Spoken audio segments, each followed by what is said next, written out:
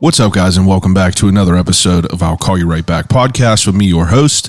My name is Chad Medved. I'm happy to be here. I'm happy to have you here in my home. It's not my home, obviously, but, you know, you get a homey vibe from listening to me and my guests talk in a disarming environment. You know, just in the basement, in the studio here, living the dream. First thing is first, though. I don't know if there's any left, but Eaton Park and Turner Dairy Farms collaborated to bring you Smiley Cookie limited edition flavored milk. I have 2 pints in my fridge. No one will be able to get them off me because, like I said, I don't know how many. I don't know how much they made. I know that their original limited edition flavors go pretty quick. So I can't even imagine what the Eaton Park flavors went for. I mean, I don't know if they went quicker. I don't know if they made more of a quantity, but you can only get these limited edition Smiley Cookie milks at Eaton Park locations, Giant Eagle locations, and Get-Go locations. It's not like the typical run down to your bodega and grab one. They collaborated with Eaton Park, so they kind of, linked up. I'm not really sure where Giant Eagle comes into play on all this. I don't know if they are affiliated with Eaton Park in some way, but yeah, Giant Eagle, Eaton Park, Get-Go is where you could get them. Or if you could wait outside the Turner Dairy location and beat the doors down. No, don't do that, obviously. Steve will probably be sick if he pulled into work one day and saw a horde of people banging on the doors for Smiley Cookie milk. But hey, shit's good. I could tell you that. But yeah, run on down there to your local Eaton Park, Get-Go, or Giant Eagle location. Or if you're looking for one of them ice cold Turner's premium teas, you can run on down to your local bodega and grab one of them. You already know that. But man, what a week we have this week. And whenever I say that this is a special guest, this is a very special guest. Probably the most, in a way, it's the most special guest. This week, I sit down with Chad Medved. Yes, you heard it right. Chad Medved. Obviously, my name is Chad Medved. Before, whenever I did solo episodes, I even said, I sit down with myself, Chad Medved. But the past couple years, I've had a few people reach out to me and ask me if I worked at Grist House. Grist House Brewery is in Millville. It's a microbrewery. They make great shit. I'm not a beer drinker, but I know a lot of people that will vouch for them. But they collaborated with Turner Dairy Farms, and they brought you 3 different alcoholic versions of their limited edition milks, basically. There was chocolate dipped strawberry, there was marshmallow, and then there was cookies and cream. And they're out here killing it. But people asked me, do you work at Grist House? I said no. Another person asked me no, and then a third person asked me, and I was like, man, why are people asking me if I work at Grist House? So I started to I've been creeping. I was creeping in, started creeping it real in 1990 whenever I was born, but creeping on the internet. People will Google their names, but I went on Facebook and I searched Chad Medved, and I saw the location as Pittsburgh, PA. So I was like, damn, I wonder if someone else, I wonder if boys are catfishing people with my name. But I clicked on there, and the profile picture was a Keystone symbol and a silhouette of a BMX bike. And I was like, man, this is eerie. It's eerie. Chad Medved, from York, which is, about 15 minutes away from where I grew up. He is 33. I'm 31. It's basically just another Chad Medved from a different dimension. So I wanted to get to the bottom of it. You know what I mean? So I was reaching out to him. He's not a social media user. So I had to, you'll hear all about the story about how we were connected, on how we met, and kind of how this has been building. Me and him have been planning to talk for like 2.5 years almost now. And we finally made it happen. And I'm going to tell you, complete honesty, I had no idea what to expect from Chad Medved. I had I knew it was going to be fun for me because I wanted to figure out how another Chad Medved grew up in life, specifically not too far away from where I grew up. Not too much of an age difference. It's different parallels. It's weird. He's into BMX. I was into skateboarding. He's into, punk music. I was into like emo shit. You know, we have a lot of similar paths that cross, and they're just a little bit different, but you know, like we share that same foundation. And I was just blown away by the whole conversation. He's a great dude. We talked about everything from like what my bedroom looked like in high school compared to what his does. You know, what does another Chad Medved's bedroom look like? And you know, I was just pumped to be able to sit down and share a conversation with him.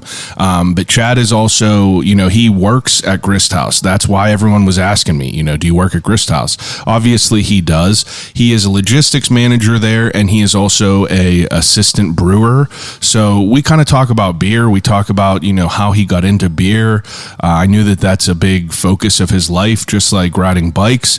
And you know, we talk about, you know, growing up, and we talk about how his life led him to his career today. Funny enough, we did not talk about if we were related or not. And in hindsight, my wife asked me, she was like, "Are you guys related in any way?" And I was like, guess I didn't ask that. So that's obviously a bad move on my part. We should have got down to it, but honestly, I'm going to have him back in here because that's how good the conversation was with Chad, with another Chad Medved.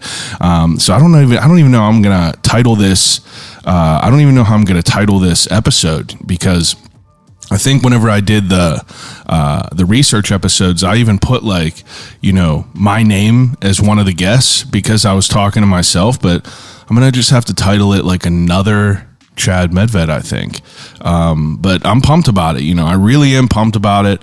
I would tell you to go follow this guy on social media, but he doesn't use it. You'll understand why after you listen to this, but go follow Grist House. You know, that's his heart and soul right now. That's what he does. That's what he loves.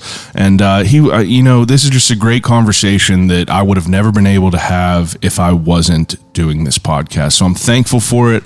I'm thankful for everyone who listens to this. And, you know, I appreciate it. I just got an email from Pittsburgh City Paper that I was picked to be, you know, I'm in the running for best podcast in the city. Voting starts August 1st, I believe, but you know, there was a list of probably 50 podcasts, and people were telling me that I was nominated, so I was pumped about that. And then I got the email that said that I'm in the 10. So what will happen now is people will choose between those 10 podcasts. I think it is. Maybe it's 10, maybe it's a little bit more, but you already know your boy's name is up there. If you enjoy the podcast and you enjoy what I do, whenever you start seeing me tag that shit on my story and post about it, hop on over and give me a vote for best podcast in the city. You know, I work hard at this. I'm proud of this. I'm proud of what I do with this podcast. And, you know, I'm really out here like, I feel like, you know, guests like today they speak to what my podcast is. You know what I mean? Like, you don't know what you're going to hear each week. You know, I try to keep it diverse. I try to keep it, you know, fresh. I try to keep it fun, and I try to keep it like informative. You know what I mean? Like, it's just you know, it's always a work in progress. As an artist always says, like, any art piece is never completed. You can work on it forever. This is my art piece, and I feel like that's the way. But I'm working on some good shit, I promise you that. A lot of great guests coming up, which I'm also excited about. But for now, enjoy this week's episode. Without further ado, episode 173 of I'll Call You Right Back podcast with another Chad Medved.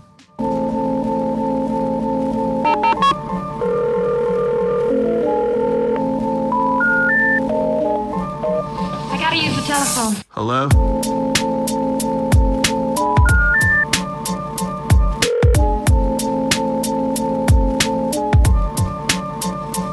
Telephone. I'll call you right back. Call you right back. Telephone. I'll Call You Right Back podcast. Yeah, so like you know, I've always been like someone who's like collected art for a long time. And, you know, whenever I moved into my last spot, I was like, oh, I need to get like, I was like, man, I can't wait to like get my own art and like put it on my walls and shit. Like my bedroom in high school was covered with just like art, movie posters, fucking big ass Biggie Smalls, like right above my bed. You know, I was into it. What'd your bedroom look like in high school? Toss these headphones on. Yeah. Let's get right into it. Sounds good. Is that comfortable for you? I think so. Can you hear? I can hear. Can you hear me? Yeah, I can hear you. I'm going to push that right up on you. Sounds good. Yeah, sound good? Yeah. Okay. I sound weird. I mean, everyone. So to be fair, everyone thinks that like they sound weird whenever they're listening to themselves in headphones because you're not used to it. Right. Like I was the same way. I had to do this, but I got used to it quick because I'm editing each podcast just listening to my voice. So it ended up working itself out. But yeah, in my high school bedroom, was just skateboarding shit, movies, just shit like that. What did your bedroom look like? It was pretty bare. I was hardly ever even there. Yeah. I mean, in high school, it had a couple posters, like Simpsons poster, had Kat Von D. Because I had a Kat Von D poster too. She was wearing a yellow flower bikini. Oh no, she was wearing like these tight ass leather pants with like a studded up. Oh yeah, I was a big fan of her. Oh yeah, absolutely. Who wasn't though? Who wasn't? Now this is probably one of the most interesting podcasts that I'm ever going to do in my life. I don't say that now. You still have a long way to go. I mean, regardless, I never spoke to another Chad Medved. Well, me neither. So that makes two of us. So I was thinking about how I came across, you, and in typical fashion, I feel like people sometimes Google themselves. My buddy Dan Snyder is friends with other Dan Snyders on Facebook that he doesn't know, but he just is friends with them, always wishes him happy birthday, always will just message him and like say what's up. So I was like, I'm going to look up myself. So I type in Chad Medved. I see from Pittsburgh, Pennsylvania, and I was like, did someone make like a fake Facebook of me? Because like, your profile picture is a Keystone with like a BMX bike silhouette. Right. And I was like, it's kind of on brand to like what I would be, but I was more skateboarding. But I click on it and there's another human being in Pittsburgh who is into like, kind of the same realm of like extreme sports. You grew up on biking. Yeah. I grew up on skateboarding. I can't believe we never crossed paths at any skate parks. I go there all the time. I can't believe it. You went to York, right? Yeah. You're 30? 33. 33. So you're 2 years older than me. Okay. I looked at your birthday was June 6th. The 4th. June 4th. Happy birthday. Mine's June 30th. Well, happy birthday as well. But like it's so weird because York is so close to Elizabeth Forward. Yeah. And I can't believe that our paths never crossed prior to that. I never even heard about you. I had friends in York that I knew, and no one was ever like, no, I know someone named Chad Medved. Like, and I was like, wow. Like, so long story short, I found you on Facebook, and you're not someone who's active on Facebook that much. Not at all. Because I ended up messaging you, like, I think a couple years ago, before I even met you the first time. Yeah. And I messaged you, and I think you never opened it. And then I was like, how the fuck am I going to get a hold of this dude? Like, because I couldn't find you on Instagram or anything like that. I was like, I don't know anything about this guy. So I found out you were a brewer, or someone messaged me, someone like hit me up on the podcast and was like, there's another Chad Medved who's a brewer at Grist House or whatever. And I was like, this got to be the same guy. So went through the mutual friends and I was like, do you know this guy at Grist House? And they were like, yeah. I was like, I need to be put in contact with him. And weirdly enough, I was going to Streets on the Fly, food truck down in Millville, and I guess your roommate was there with Boyd. Yeah. And he was like, me and this dude were making small talk. He was like, yeah, I work at Grist House or whatever. And I was like, do you know Chad Medved? He was like, I live with him.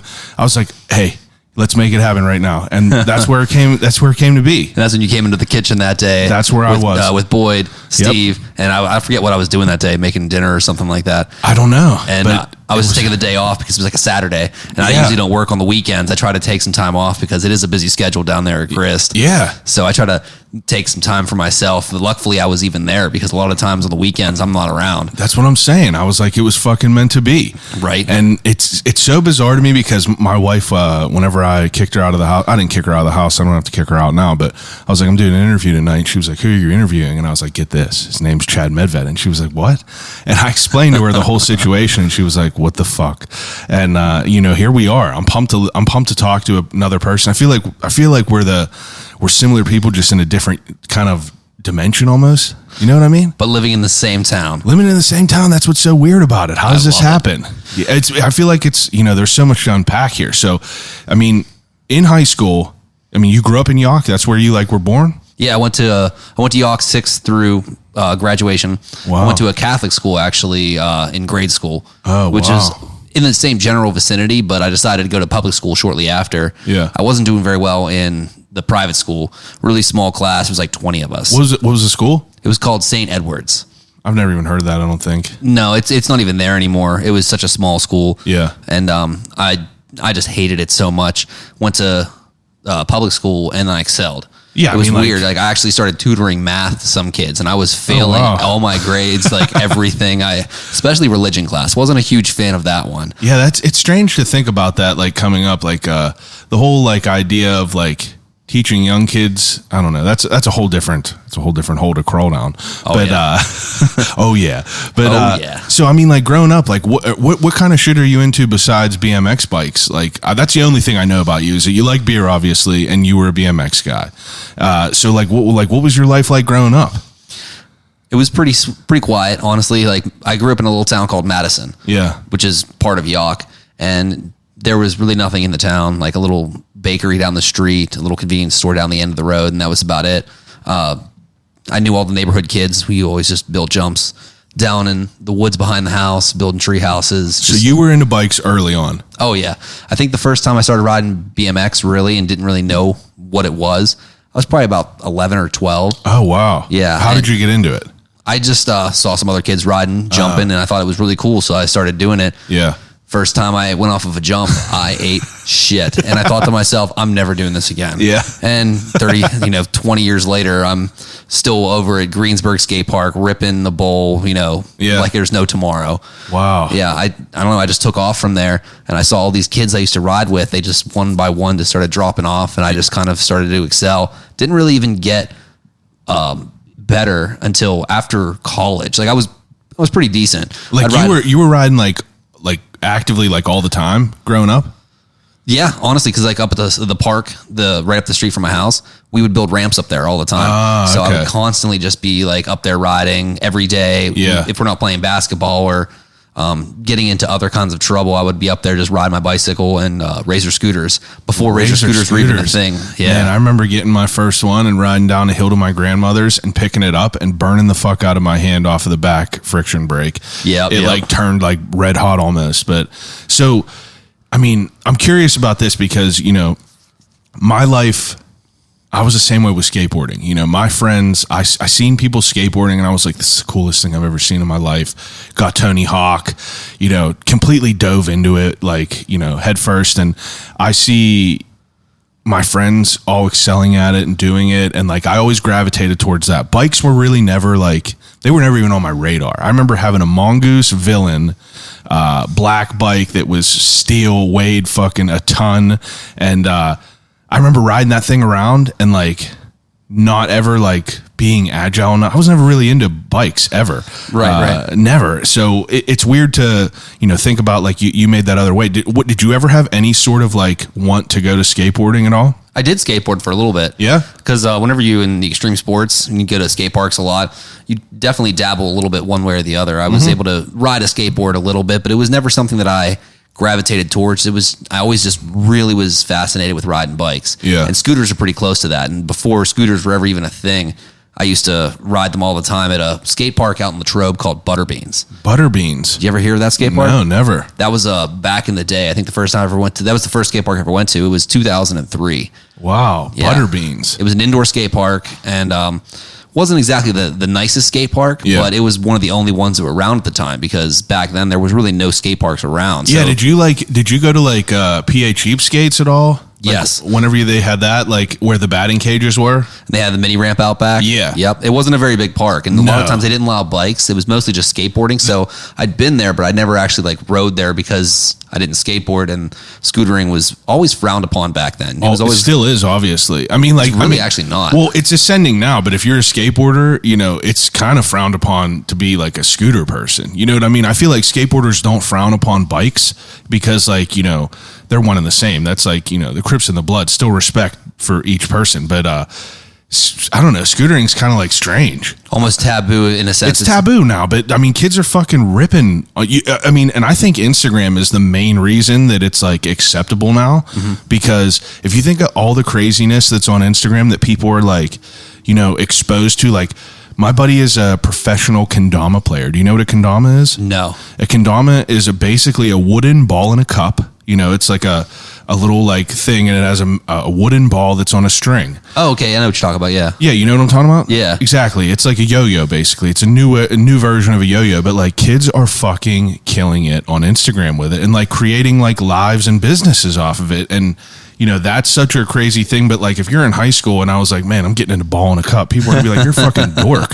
But like it's acceptable now because you could find that niche of friends on social media. But like in high school and shit, you're kind of like, you know, you're with your own pack. And if your pack doesn't accept what you're doing all the time, it doesn't make it as easy to dive into it at all. But scootering, you see these kids doing these wild ass videos that go viral and you're like, damn, pretty sick actually. It really is. And it's such an unfortunate stigma that has been created in the extreme sports industry, just in general, because back in the day, it was always a feud between skateboarders and bikers. Yeah. That seems to have died off a lot. It was generational, in my opinion, because I saw it a lot whenever I was younger in the mid 2000s. A lot of people really didn't get along in that regard, but Yeah. I see it still exists in a lot of places that aren't super versed in the extreme sports in of itself. Like you still see, it's almost like stepping back in time. Yeah. Whenever you see those feuds still going on, because especially down in Western Pennsylvania, there is a lot of BMX skateboards, and there's a lot of outdoor skate parks, concrete, wooden parks that are around that most people don't even know are there. Yeah. And it seems like it's very universal where everyone has a very mutual respect towards everybody else, Yeah. regardless if you're like some little scooter kid, because if you can rip it, there's a lot of respect there just in general. And I think that a lot of that stigma that a lot of people were used to has kind of disappeared. Oh, for sure. I would agree with that for sure. That nowadays that it's like, you know, it's definitely not as like abrasive for, you know, those people to cross paths. You know, everyone's like, they want to claim their territory and shit like that. Whenever I talk to Brandon and Greg, a One Up skate shop, like whenever I was growing up, like we did not feel welcome down there. You know what I mean? Like we stayed at Cheapskates. That was our skate shop. And like, even in the groups of, you know, skateboarders, it was very nichey. You know what I mean? It was like high school. It's like people hung out with their own people. And, you know, it was rare that you were finding someone that was like, you know, accepting of you immediately, where like, if you went to a spot that a group was at and people were not like, you know, kind of scoffing at you. You know what I mean? Yeah, exactly. And that's kind of a stigma that has disappeared in most of the skate parks I've been to around the area. Everybody has just like a mutual respect. If you come down there at first, you know, obviously it's a new spot. Yeah, people are feeling you out. Exactly. And there's nothing wrong with that, but then you just got to be friendly, honestly. Like a lot of the times people are just assholes in general. And Absolutely. that's why those stigmas kind of took off the way they did. But a lot of people, especially the younger generation that's coming up, don't really have that mentality going into it. So because we live our lives online, people could see kind of how you are online. You know, you can kind of get a idea. It's so weird because I'm like, you know, someone will mention someone's name and I'll be like, oh, what's your Instagram name? Because like it's terrible. It's like, you know, how people used to say, like, what's your MySpace name? You know, like I recognize people from their Instagrams, and like you can kind of like learn about someone's life more than you could back then. You know, if you're passing through someone in high school and, you know, whenever I was growing up, like you didn't get to know that person. You know, you got to know that person from anything they had on their MySpace. But it's like Instagram, you're just constantly posting content. So you're kind of able to build a structure of someone's life where it might be the wrong interpretation of someone's life. You could have it, you know, you could catch yourself off guard and like kind of read them the wrong way. But I feel like it's given us a lot more approachability, just building our own, you know, basically we're building our own brands. It's our own, it's under our name. It's interesting. Exactly. Yeah. Which is one of the reasons why I kind of don't use a lot of social media, because I want to get to know people for who they are, like face to face. I like that. I'm not saying that it's, I guess you can call it old school in a sense, but I also just don't want to post my entire life online because, I agree with that. You know, I mean, I have better things personally to do. I don't want to scroll through Facebook or anything like that. I hate like looking at scrolling through Instagram when trying to watch a movie. It's just kind of irritating to me. If I'm doing something, I'm 100% in. So I'm focused on what it is. Otherwise, you'd be seeing me right now sitting here on my phone, just like, oh, what was that you said? Yeah. And I just hate that disconnect that people have, the connection that you would have whenever you have somebody sitting across the table from you. Yeah, you know, for sure. Or being able to go out and meet somebody, you know, because they can also hinder that social interaction that you have because you have the online wall that you don't have to see somebody face to face. You can message them online a couple times. Yeah, it's never actually meet them. You don't ever have to risk. There's not really any risk. Might not be the right terminology for it, but like there's no pressure on that. It's like you never have to like really like face the person, and like you can kind of just, I don't know, it's interesting to think about all that. What now for you to be someone who like, were you always someone who was never like really into social media and like putting themselves online or anything like that? Like were you into like MySpace and shit back then? I wasn't into MySpace, but I was into Facebook a good bit. Probably in college, a little bit after college, and I think that it was whenever I started at Grist House. And I just was like, you know what? I don't want to do this anymore. I put a huge post out that says that a lot of you will probably never even see me ever again.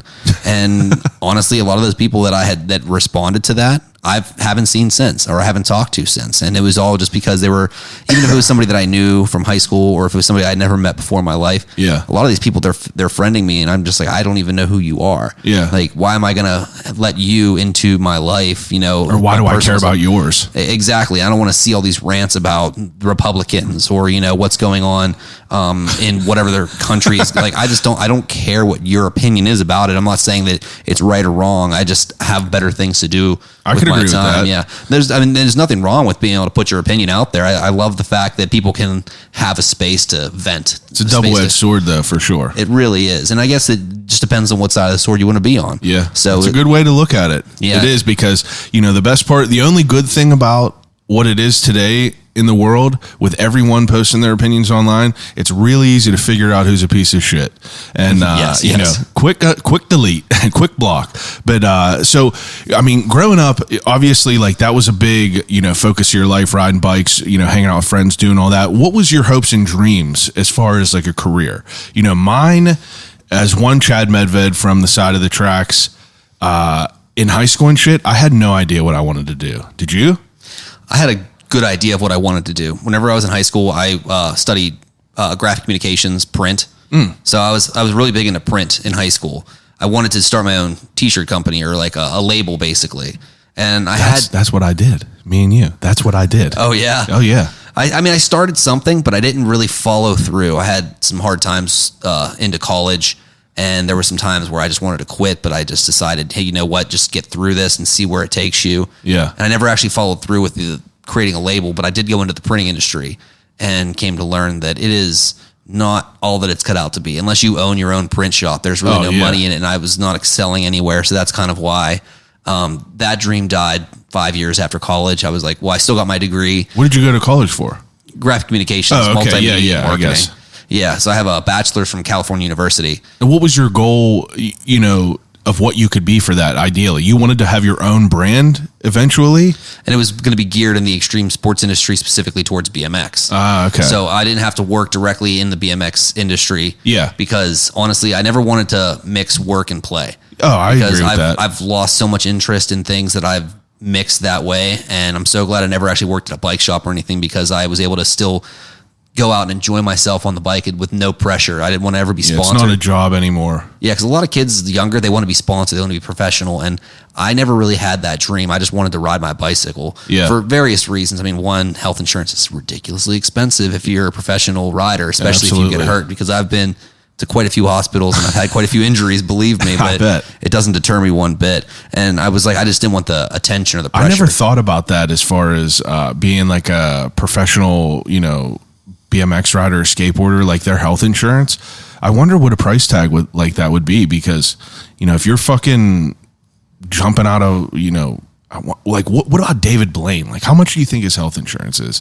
Like, that dude's jumping out of, like, you know, out of the atmosphere. You know, did you watch that? I did, yeah. He had that spacesuit on. He jumped from wild 13 miles up or something, holding like his that. breath underwater for like 13 minutes and doing wild shit.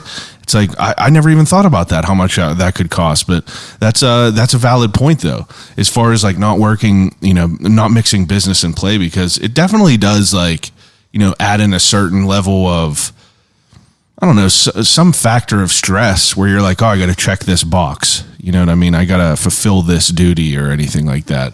You know, if people want to get sponsored and shit like that, they got to worry about all that. But that's interesting to think about.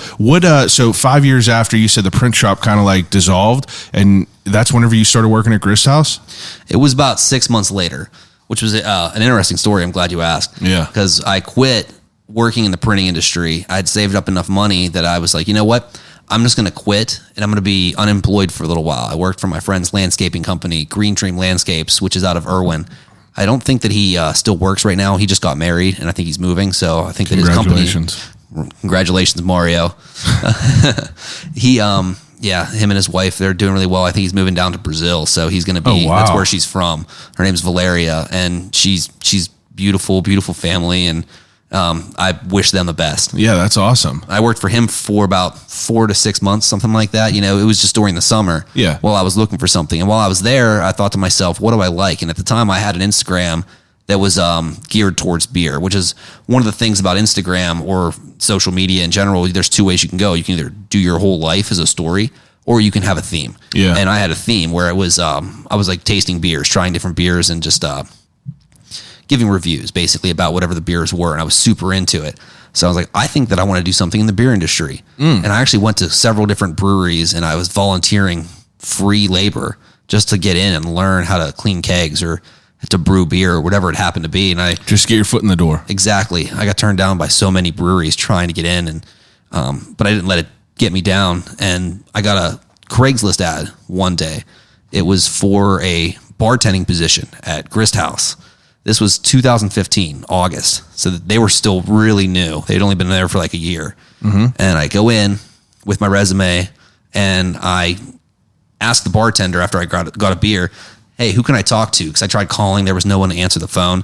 And I actually wound up walking up to one of the owners and just saying, hey, I'd like to speak to you. And I basically forced the interview on him. Yeah. So I sat down. He thought I was somebody completely different because I had this rolled up poster and he thought that I was somebody to come and propose an idea for a beer hall of fame that they were considering building in Pittsburgh, which they might still do. Beer Hall of Fame. Yeah. Wow. Believe it or not. And he thought that I was like a representative for something like that. So he was really adamant to sit down with me. And we Right place, right time. Oh, it was. Yeah. Sat down. He learned quickly that was not at all what I was there for. And he was just like, who is this whack job? I gave him my resume. I was like, I have no experience. Don't know what I'm doing. Will you hire me? How old were you when you did this? I was 27. Wow. I had just turned 27. So you've been there for 6 years now? I've been there for 6 years. Yes. Wow. That's awesome. Although the funniest part was they didn't hire me. No. They didn't hire me. No. So that was a bartending position. I had no bartending experience. I had no brewing experience. I had nothing. Yeah. So it went to another person. She was really qualified. Honestly, I wound up working with her later. Great girl. Her name's Hillary. And she deserved it, definitely, because she needed it, and she was in school at the time as well. A month later, there was another ad on Craigslist for a barback position. Oh. So I'm like, let's try this again. Yeah, this guy's able-bodied. He can lift a keg.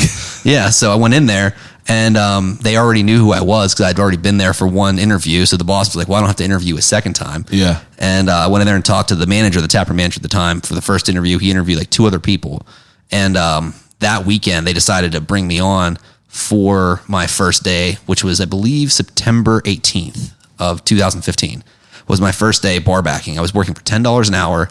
I was living in Bell Vernon at the time. Holy and it's in shit. Millville, so it was an hour commute almost one way. Goodness. I was only doing 2 days a week, Friday, Saturday, but I wanted to get my foot in the door. Yeah. So I was like, well, let's just see where this goes. Yeah.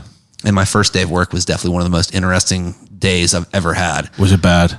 It was bad in a good way, and it was good in a really bad way. All right, here's what happened.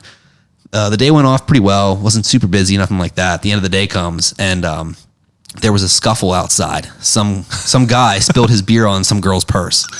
And so the 2 boyfriends are kind of like at each other's throats. It was just kind of silly, in my opinion. Yeah. Well, the manager comes in and says, hey, there's a scuffle outside. You want to come and help me break this up? So we're walking over to this, and this guy, he like stumbled backwards out of this group of people that were right there, and he went to swing and to hit this other guy, yeah, and clocked this girl right in the face and dropped her on the ground. Oh my cold. God. Like it was right in front of us. And then her boyfriend went right after him. And it was mayhem. It just went wild real fast. And then all you hear in the background was this. No, I'm just kidding. But like it became chaos, and like So this was your second day? This was my first day. Oh, your This first? was my first day. Oh, my I'd only been there goodness. for maybe like 4 or 5 hours. So I was with the manager at the time. We both ran right into the scuffle, and I put one of the guys in a headlock and put him on the ground and just held him there. And he was just like, I'm cool. Let me go. And I was like, I'm not letting you go, man. Like, you're staying right here. And just held him down until everything kind of calmed down a little bit. Yeah. The cops eventually came, got the story, and it was like, we let them deal with that. So I was like, all right. That was an interesting occurrence. I go back in, keep washing dishes, and then the head brewer, his name's Sean. Yeah. He walks in maybe 5 minutes later, and he says, "Hey, is that your truck in the parking lot?" Oh, my God. He was like, "Somebody just backed into it." How bad? Oh, it wasn't bad. Honestly, okay. I got a little Ford. It's the same one that's sitting out in the driveway, actually. Oh. So Can't even tell. No, you really can't. Honestly, I've done so much shit to that truck. Pardon my French, but it. I walk out. I'm still like all chipper and everything like that because like I handled this situation pretty well. Yeah. You know, I think that Can't I'm be doing that much pretty good. worse. Yeah, exactly. I walk out there. The guy was drunk. He just like tapped the truck. And Yeah. it's metal bumper. It didn't even dent it really more than it was already dented. So Yeah. I was like, whatever. But he was drunk, so they called him an Uber to get him home. I go back inside, and the tapper manager that hired me, he's like, I swear, this is not how this is all the time. Please don't quit. Just one day of chaos, your first day. My first day, and I've been there for 6 years now. Man, that sounds like that's a good story to have, for you to be able to like push through and like push through that crazy first day, 6 years later. That's a good first story to tell on a podcast, right? I would say so, for sure. Now, I want to rewind this a little bit. When does beer come into play? You know what I mean? Because I'm someone, I never drank in high school ever. I've been drunk 4 times in my life, I think, maybe 5. When did you start drinking? I was in high school. A lot of my friends would drink as well. One of the drinks of choice was either Jameson or Southern Comfort. You guys drink liquor? Oh yeah, my friends and which wasn't necessarily a good thing. I never really was a huge fan, but I always partook because I wanted to be in with it. Yeah, because I was always bullied in elementary, middle school, and Yeah. I wanted to just like be part of the group. Yeah, so, part of the group, accepted. But we would drink like Miller High Life, Yingling, all the traditional beers. EF's beers were Keystone, the Red Rubies. Oh, they were premium. And I think that's a huge tell of why I never drank, because if you ask my friends now, like one of my good buddies who still drinks all the time, he's like, I hated drinking whenever I just wanted to fit in. He was like, I used to go dump shit out in the woods. And I was like, I was never even, I would drink one of them and I'd be like, I'm done with it. You know what I mean? I would never force myself to drink this fucking piss. Right. They're drinking warm cans of it in the woods. And I'm like, bro, I'd rather drink a fucking Sprite or some shit, like anything besides this fucking beer. That's why I just could never like get into drinking. Right. You said as someone who is like a beer aficionado, you had that like Instagram. It's like, when do you start like getting that like refined taste of it all? I think that it really came down to when I turned 21.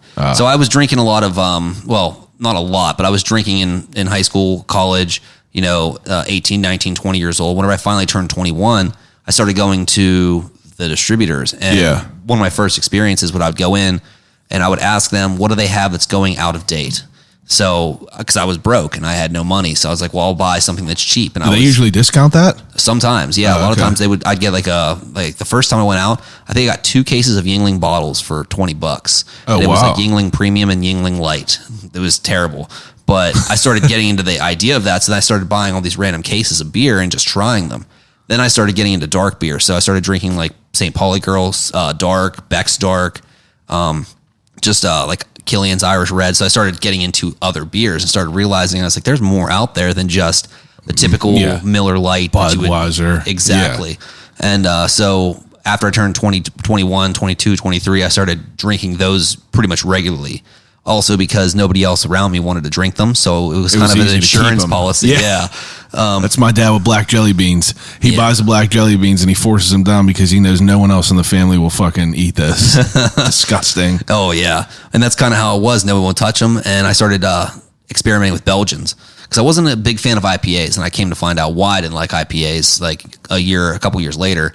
But I was drinking some dark beers and some Belgian beers. And I was like, wow, this stuff is actually really good. Yeah. And as I got a little bit older, I started realizing like breweries. I can go to a brewery and have a beer. I went to a place called Red Star in Greensburg. It's not there anymore. Red Star. It was an old train station that was in Greensburg. It's now called All Saints. It's a brewery. It's still there. All the equipment went to All Saints, as well as the head brewer that was at Red Star. That was like the first brewery I ever went to. That's what I was just going to ask. Like, for being someone who's like pretty heavy into beer and being someone who's been into it for a while, it's like, what is it, like, that was the first one. That was your first experience of like, would you consider that microbrewery?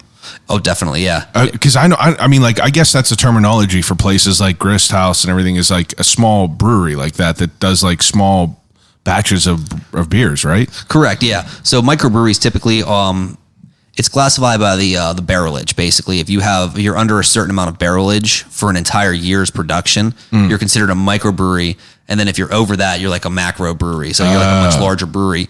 I don't know the exact number, but believe it or not, it's a lot higher than you might think. Grist House produces roughly 2,500 barrels a year.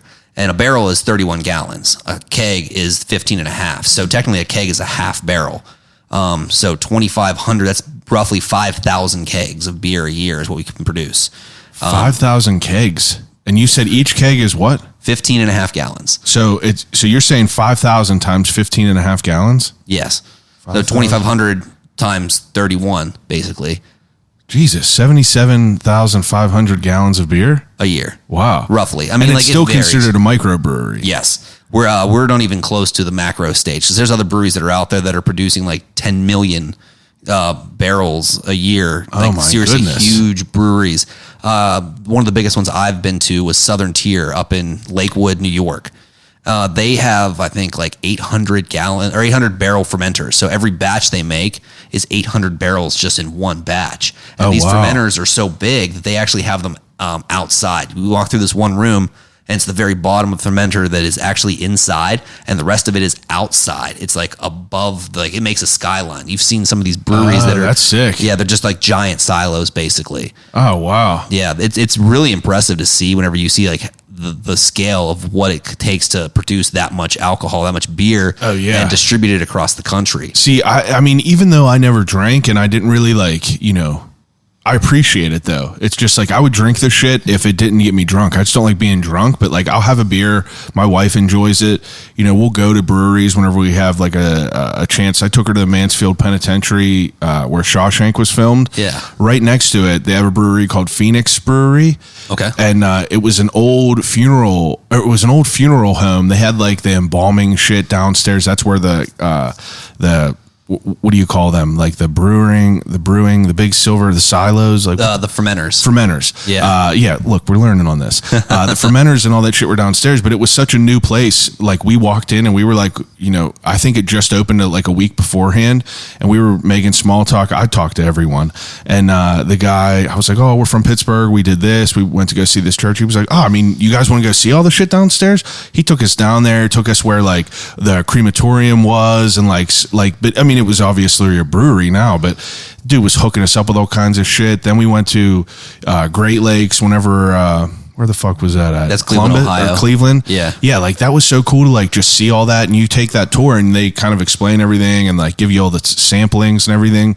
It's fun, and it's fun to learn about for sure. Like I could appreciate it all. And there's so much to learn, honestly. You could learn for your entire life. That's why people make careers out of it. Yeah. I didn't know that there was like college courses and shit that like brewery, like brewery certifications. And I mean, I guess I don't know why I didn't think of that, but I got into it a little bit more as I started to like roast coffee. Like I started to roast coffee at Black Forge a little bit, and I started to like research about all that. And like you can take master's courses on brewing coffee or roasting coffee. Oh yeah. You can, there's courses for just about anything Literally anymore. Anything. And it's really kind of cool whenever you think about it, that you can actually make a career, have a degree, and teach other people about all these things. And there's so much that I still don't even know that I'm still learning myself. You can I never took any of the courses myself. I kind of just dove right in because after going to college, I was like, I'm not doing that again. Yeah. I'm just going to see if I can get my foot in the door because experience is the best teacher. For sure. And I think that I've gotten a better education at Grist House than I would have if I was going to school paying for it and then 100%. trying to work my way up through the industry. I think that I just got in at the right time in the right place.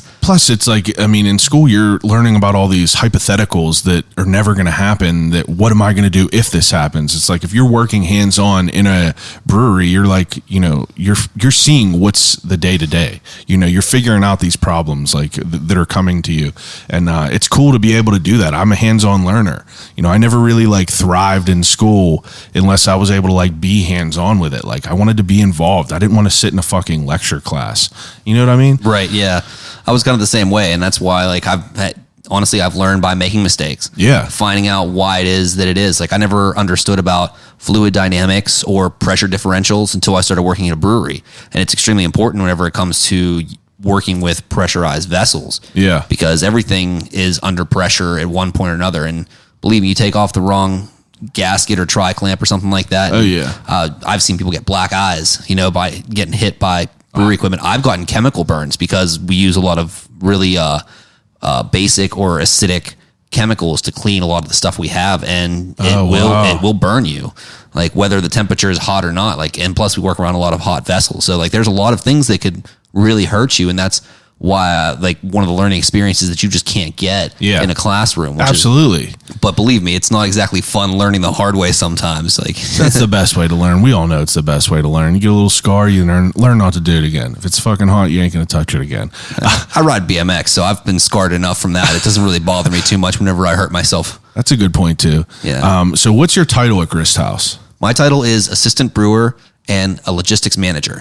So I basically, my main title, I do all the procuring of ingredients, any cleaning chemicals, packaging materials, stuff like that, for the brewery day-to-day operations, and making sure that it's where it needs to be when it needs to be there is my main job. But I do a lot of assistant brewing as well. A lot of it comes down to making yeast props. I mill in. So typically whenever we're mashing in the mornings, I'll be running the mill room while the head brewer, he'll be watching the mash, starting the brew itself. If they need me to fill in anywhere else, I will. Like I can clean fermenters. I've done it before. You're a utility player. Pretty much, yeah. Put me in wherever. I'll help out. Exactly. But it's also, once again, a double-edged sword because I never really get any downtime. I'm constantly looking for something to do, or I know there is something to do. So, but it's kind of also nice because if there's somebody there that's looking for something to do, I can direct them, which is also kind of nice because I'm now to the point where I can see what needs to be done, and I can guide somebody to get to that point and teach them whatever they need to know. Yeah. So, because like we have a new guy that he's been working there for a few years. He was a bartender the same way that I started, and now he's in the brewery. And he started helping me do some of the yeast propagations and cleaning the tanks for the yeast props. And I told him once, and I was like, make sure you relieve the pressure off the top of this vessel before you open the bottom valve. And the first time that he ever did it, he did exactly the opposite of what I told him. And he got doused with a bunch of caustic. And he learned real fast. That was it. And I was like, told you. You've probably learned now. But the thing was, I did it myself. So that's the only reason, like, how was I supposed to know unless I did it myself? Can't make an omelet without breaking a few eggs. You know what I mean? Exactly.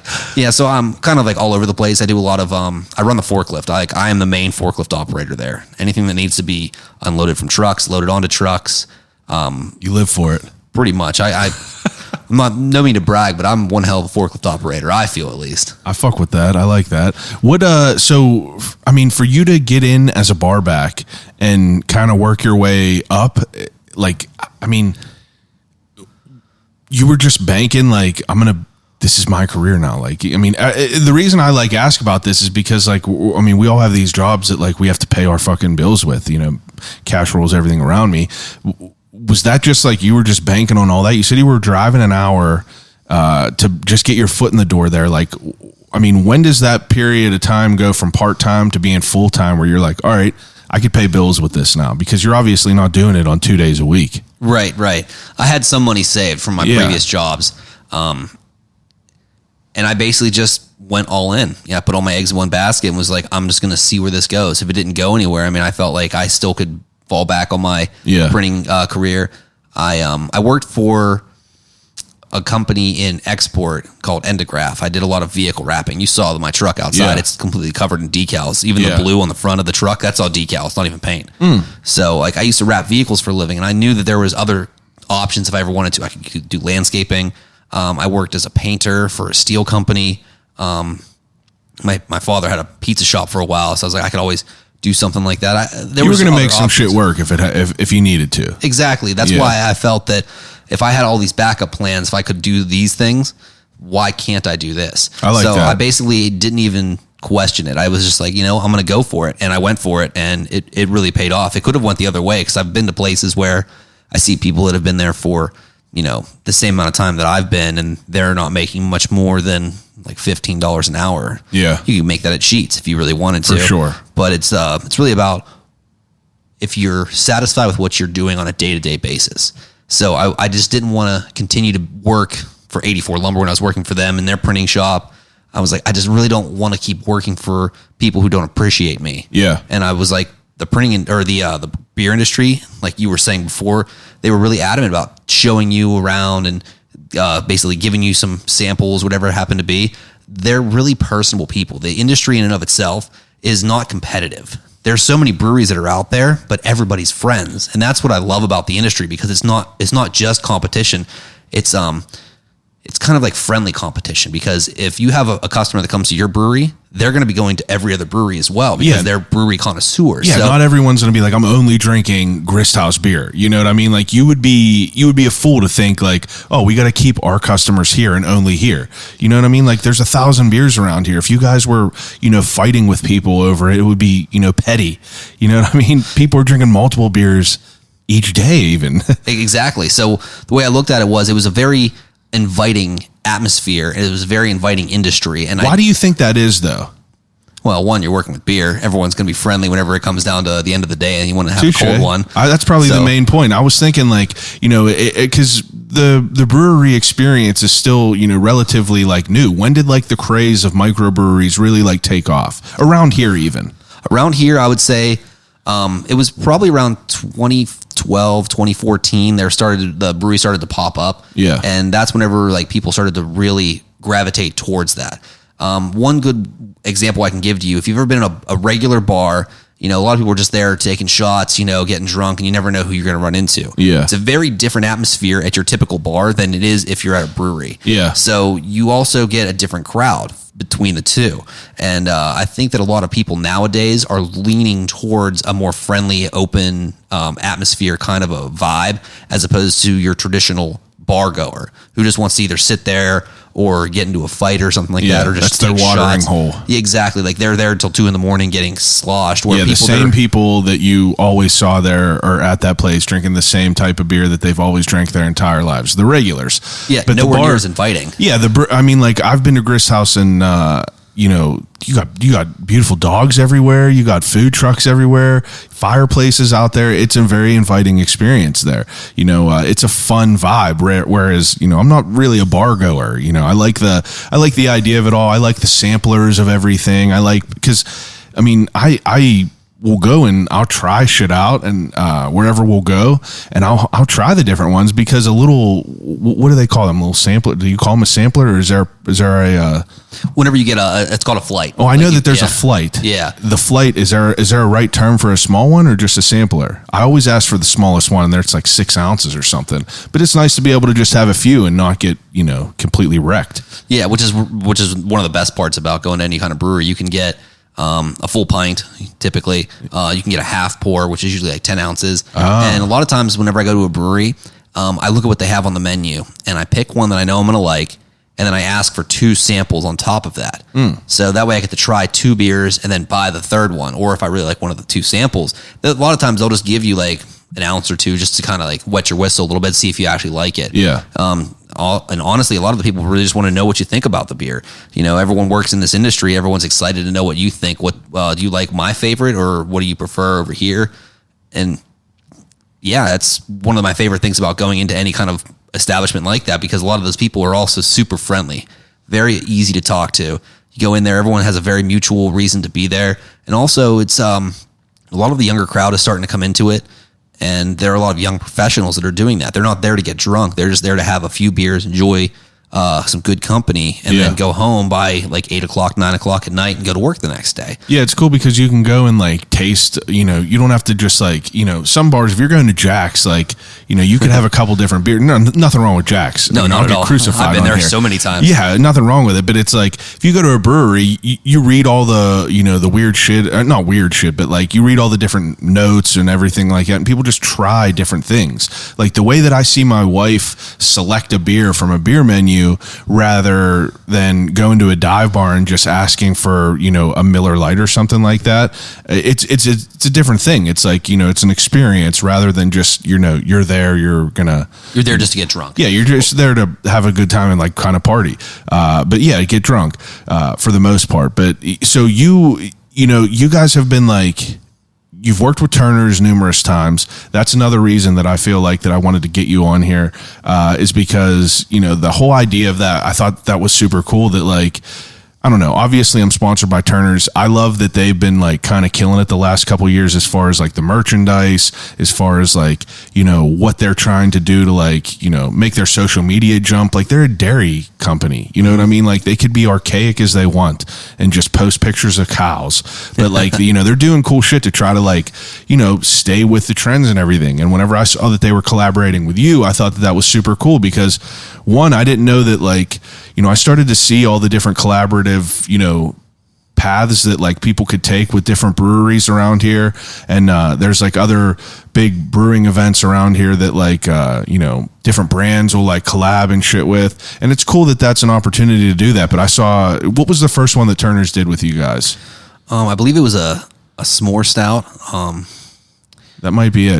Because like I think we did 3 so far. S'more, chocolate cookie, right? It was a cookies and cream basically. Cookies and cream, and then the strawberry, chocolate strawberry one. That's the one that I brought down here today, which we did like 2 years ago now. Yeah. And I wanted to bring it down and do this podcast a while back, but COVID kind of messed that up for us a little bit. They threw a wrench in it. Yeah, but that's why I kept those cans for a while. I appreciate that. So it's dedication. It's still just fine. The beer's still just fine, but like I said, it's just on the sweeter side. It's a 10% stout, so it's not something you just like sit there and drink a lot of. Yeah. But I think that what it is my boss, his name's Kyle. He is friends with one of the wives of the owner, or one of the wives of like the owner's son. Yeah. I forget exactly what relationship they had to kind of get their foot in the door. So yeah, we did Utterly Toasted, I believe, was the s'mores one. Yes. The Utterly Dipped was the chocolate strawberry, and the cookies and cream one, I forget what we called it.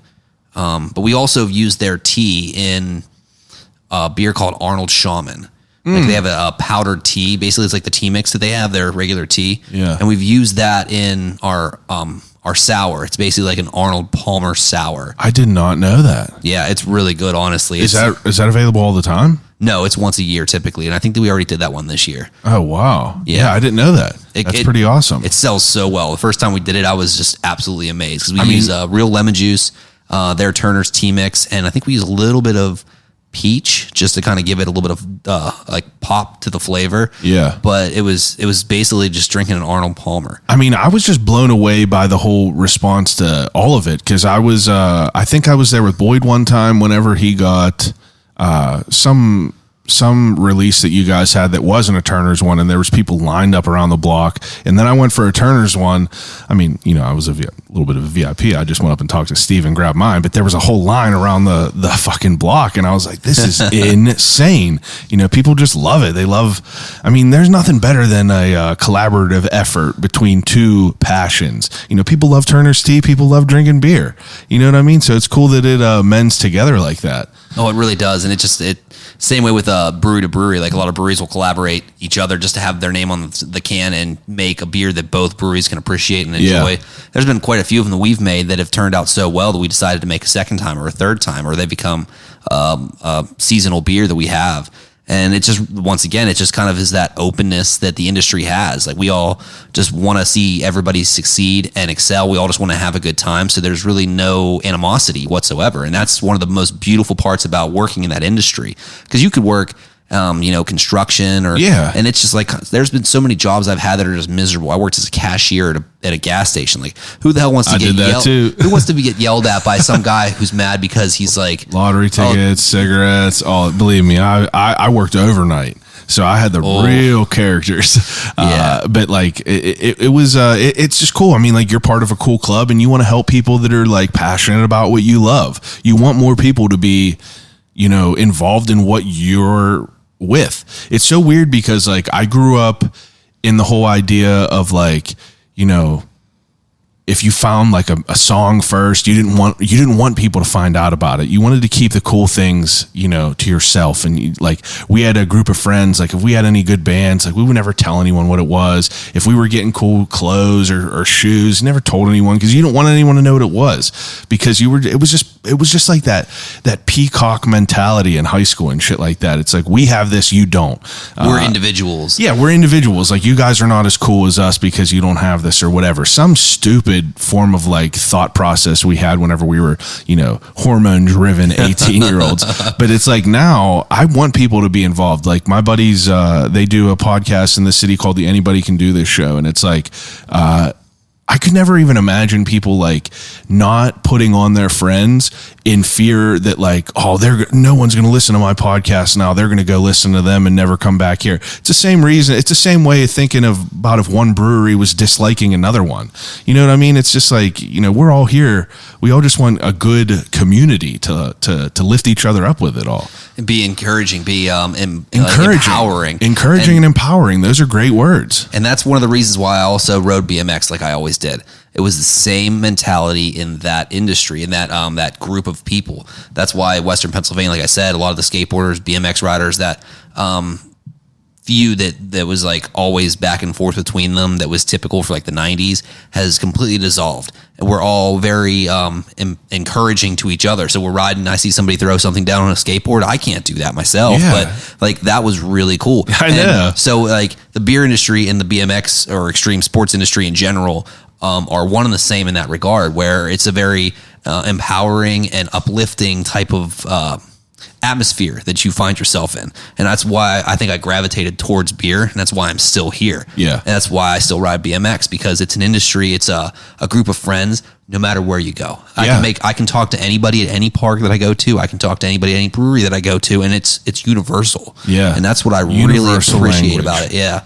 So it's honestly, that's kind of why I got away from a lot of the other things that I was doing, like the printing industry. It was not like that at all. And it was kind of almost like draining. Like, my soul was dying. I didn't feel like I was excelling or growing in any way, shape, or form. Where here, and still with BMX, like, that's exactly how I feel. No matter how old I get, I still like to go and shred and encourage the younger generation to do the same. Like, I always tell a lot of younger kids, they ask me, how do I do this trick? I've taught so many kids how to do certain tricks when they ask, and the one thing I always tell them is you have to fall to get back up. Yeah. So if you never take the risk, if you never fall, you're never going to learn. Yeah. I mean, you can't land everything the first try. That's true. And honestly, I always say this as well. You always get hurt if you're riding a bike or skateboard whenever you're comfortable. Yeah. Whenever you're trying something, you're usually cautious. I've hurt myself worse on tricks that I've landed 100 times than I've ever hurt myself doing something new.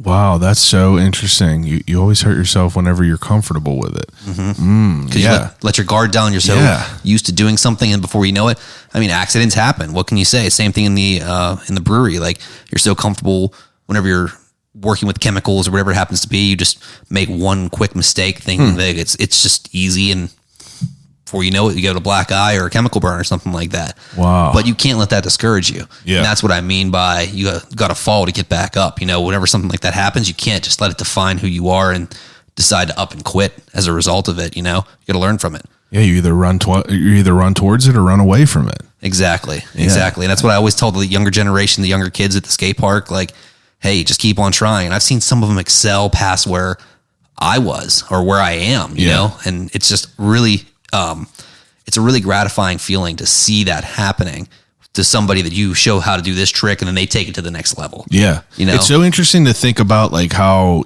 I'm sure, even though you were main BMX bike rider and shit like that, you play Tony Hawk and everything, right? So, I kill Tony Hawk. So it's skater. Like, think about how wild it was back then whenever you like look at what the little clips that they would post of like what they were doing, and you got like Rodney Mullen and people were like, this is the wildest thing that you could ever do on a skateboard was this right here. But now you have like that 13-year-old girl from, I think she was from Brazil. She just won a gold medal in the X Games. Yeah, I saw that. No, in the Olympics. Oh, the Olympics. That's right. Okay. She's fucking shitting on people, and you're just like, it's so wild because it's like these young kids. And again, I think it's Instagram. I think that the only reason that, we have like the Nijas and everything like that is because, like, they have access to this all the time on their Instagram. It's like these young kids are doing tricks that are almost, the kid just landed a 1080 the other day. It was unheard of to even do a 900. Tony Hawk was the only person in the world that could do a 900. This kid's like 13 and he did a 1080. It's wild to see this like generational like shift where it's like, I mean, everything's possible. Like these kids are realizing that everything's even at a possible. younger age, and plus there's a lot more things that they can utilize out there. Because back in the day, there wasn't as many skate parks out there. There wasn't as many people that were as accepting of places to learn. Even like you had Tony Hawk's trick tips. Now kids just have YouTube. You could click on YouTube and there's literally you could learn anything in the world on YouTube. It's fucking insane to think about that too. So for you to like you're thriving in this industry, this beer industry. You love it. This is everything you hope and dream of. But it's like, as a person, what do you do besides this beer and these bikes? Like, what kind of shit are you into as far as like, like what kind of stuff do you watch? Like, what kind of shit do you think about? Is another Chad Medved? It's so interesting to me because as a person into my 30s, I'm never someone who's like, oh man, I'm getting another year older. I don't give a shit about that, but I'm definitely more aware of mortality, people passing away. I'm getting older as far as like, not time's running out is like a negative connotation, but it's like, I'm just like I think I'm in my head a lot thinking about like, just different things. It's like, where are you at as a human being? You know what I mean? It's like, how do you spend your time? How do you spend your time whenever you're not working or riding your bike? I spend a lot of time with my girlfriend. Yeah. Brianna Fink. We both live out in Export. Whenever we have the opportunity together, we go hiking. You don't live in Millville anymore? No, I actually just moved out of Millville in December. Oh, wow. So, my roommate Steve and I decided to part ways. I moved in with my girlfriend in Export, which is from here, it's about an hour. But I live about 5 minutes away from the Helltown Brewery, which was the old Rivertown Brewery. Yeah. And Steve still lives in Millville, just in a different place. My girlfriend and I, we go hiking a lot, and we like to find waterfalls, and we like to take pictures next to waterfalls, whether it's, spring, summer, fall, winter. We see them frozen over, we see them dried up, whatever it happens to be. We just go hiking and chase waterfalls, basically. That's dope. That's always a lot of fun whenever I have the opportunity. TLC. Yeah, right. Whenever I want to relax at home, my favorite thing, adult cartoons. Adult cartoons? Oh, yeah. I love all those adult cartoons. Futurama, Simpsons, Rick and Morty, South Park, BoJack Horseman. Every single thing that you just mentioned, I never watched any of it. Oh, no. I've probably watched 3 episodes of South Park in my life. I know that I've been missing out for years. I know I have, but it's overwhelming for me to even like try to jump in. I feel like the train's already ripping, and if I tried to jump on it, my arm's getting ripped off with it. I just started watching Bob's Burgers. Oh, that show's awesome. Yeah, I'm like 5 seasons in now, and I'm sick that I never watched it. Rick and Morty's on my list.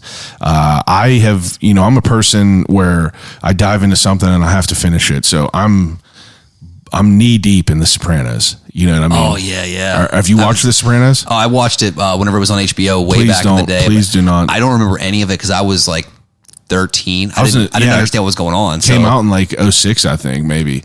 Or less than that. It came out in 99, actually. Yes, I was 12. I mean, let me just tell you, from being someone who's watching it with a fresh eye, it's like, oh man, it's everything I could ever wanted. To think about a show that is that good came out in 1999, because like right now we're spoiled. We have Breaking Bads, we have Ozark, we have True Detective, and you're like, wow, this is the best TV ever created. Game of Thrones and all that shit. I didn't watch Game of Thrones, but like I know that it's iconic. But it's like we're spoiled about that. We have all these right at our fingertips. But in 99, what other shows were like viral where people were like all watching together? You know what I mean? Like that? Right, yeah. And people, we'll get to it at the end of this, but I do a Desert Island questions, and I ask people like their favorite shit to take with them.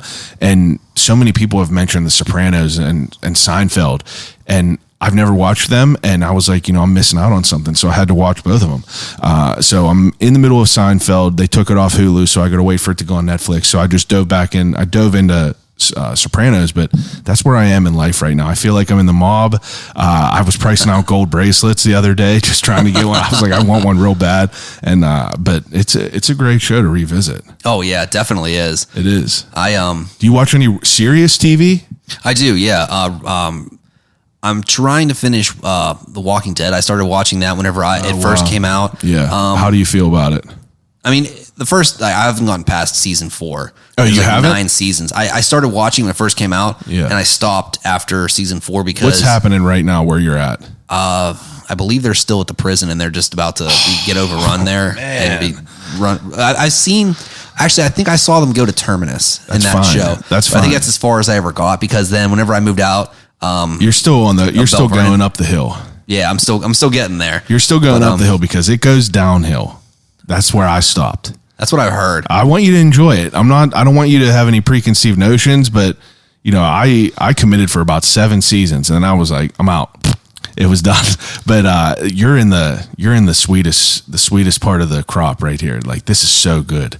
And I'm excited for you. Or you ever watch Peaky Blinders? I never have. It's on my list. Yeah, it's on my list. I know it's great. That one's a really good one. I got into that show really hard. Do you as an adult feel, do you feel bad whenever you spend your time watching things? No. Me either.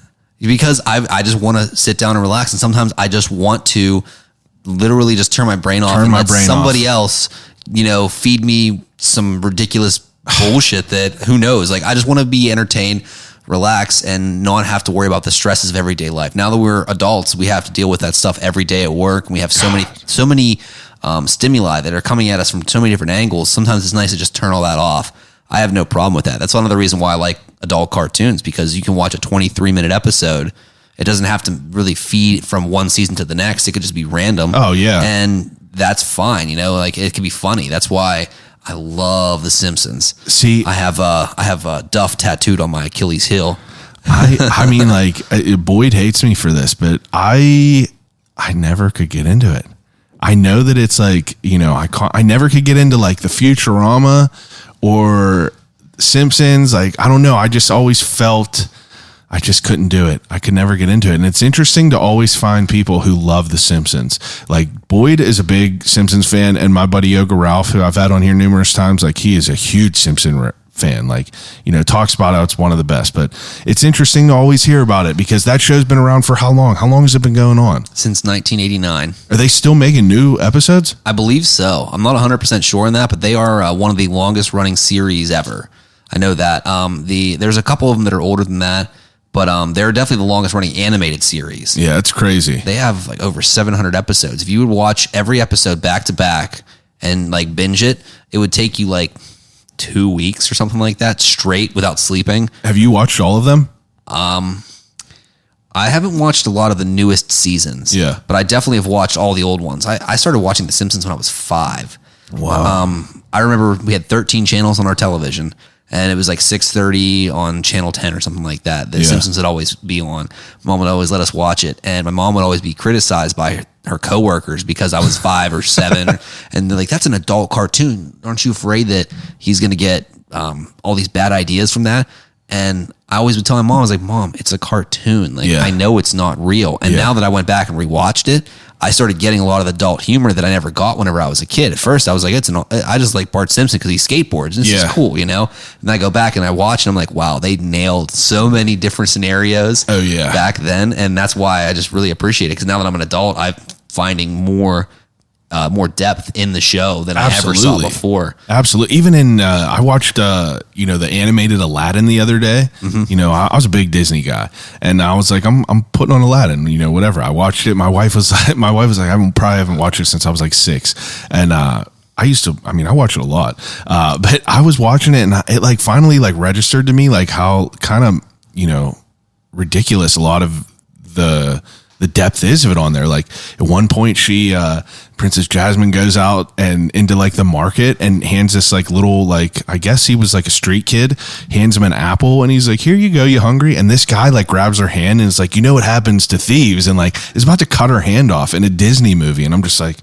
Jesus, like that didn't resonate with me whenever I was younger, but it's crazy.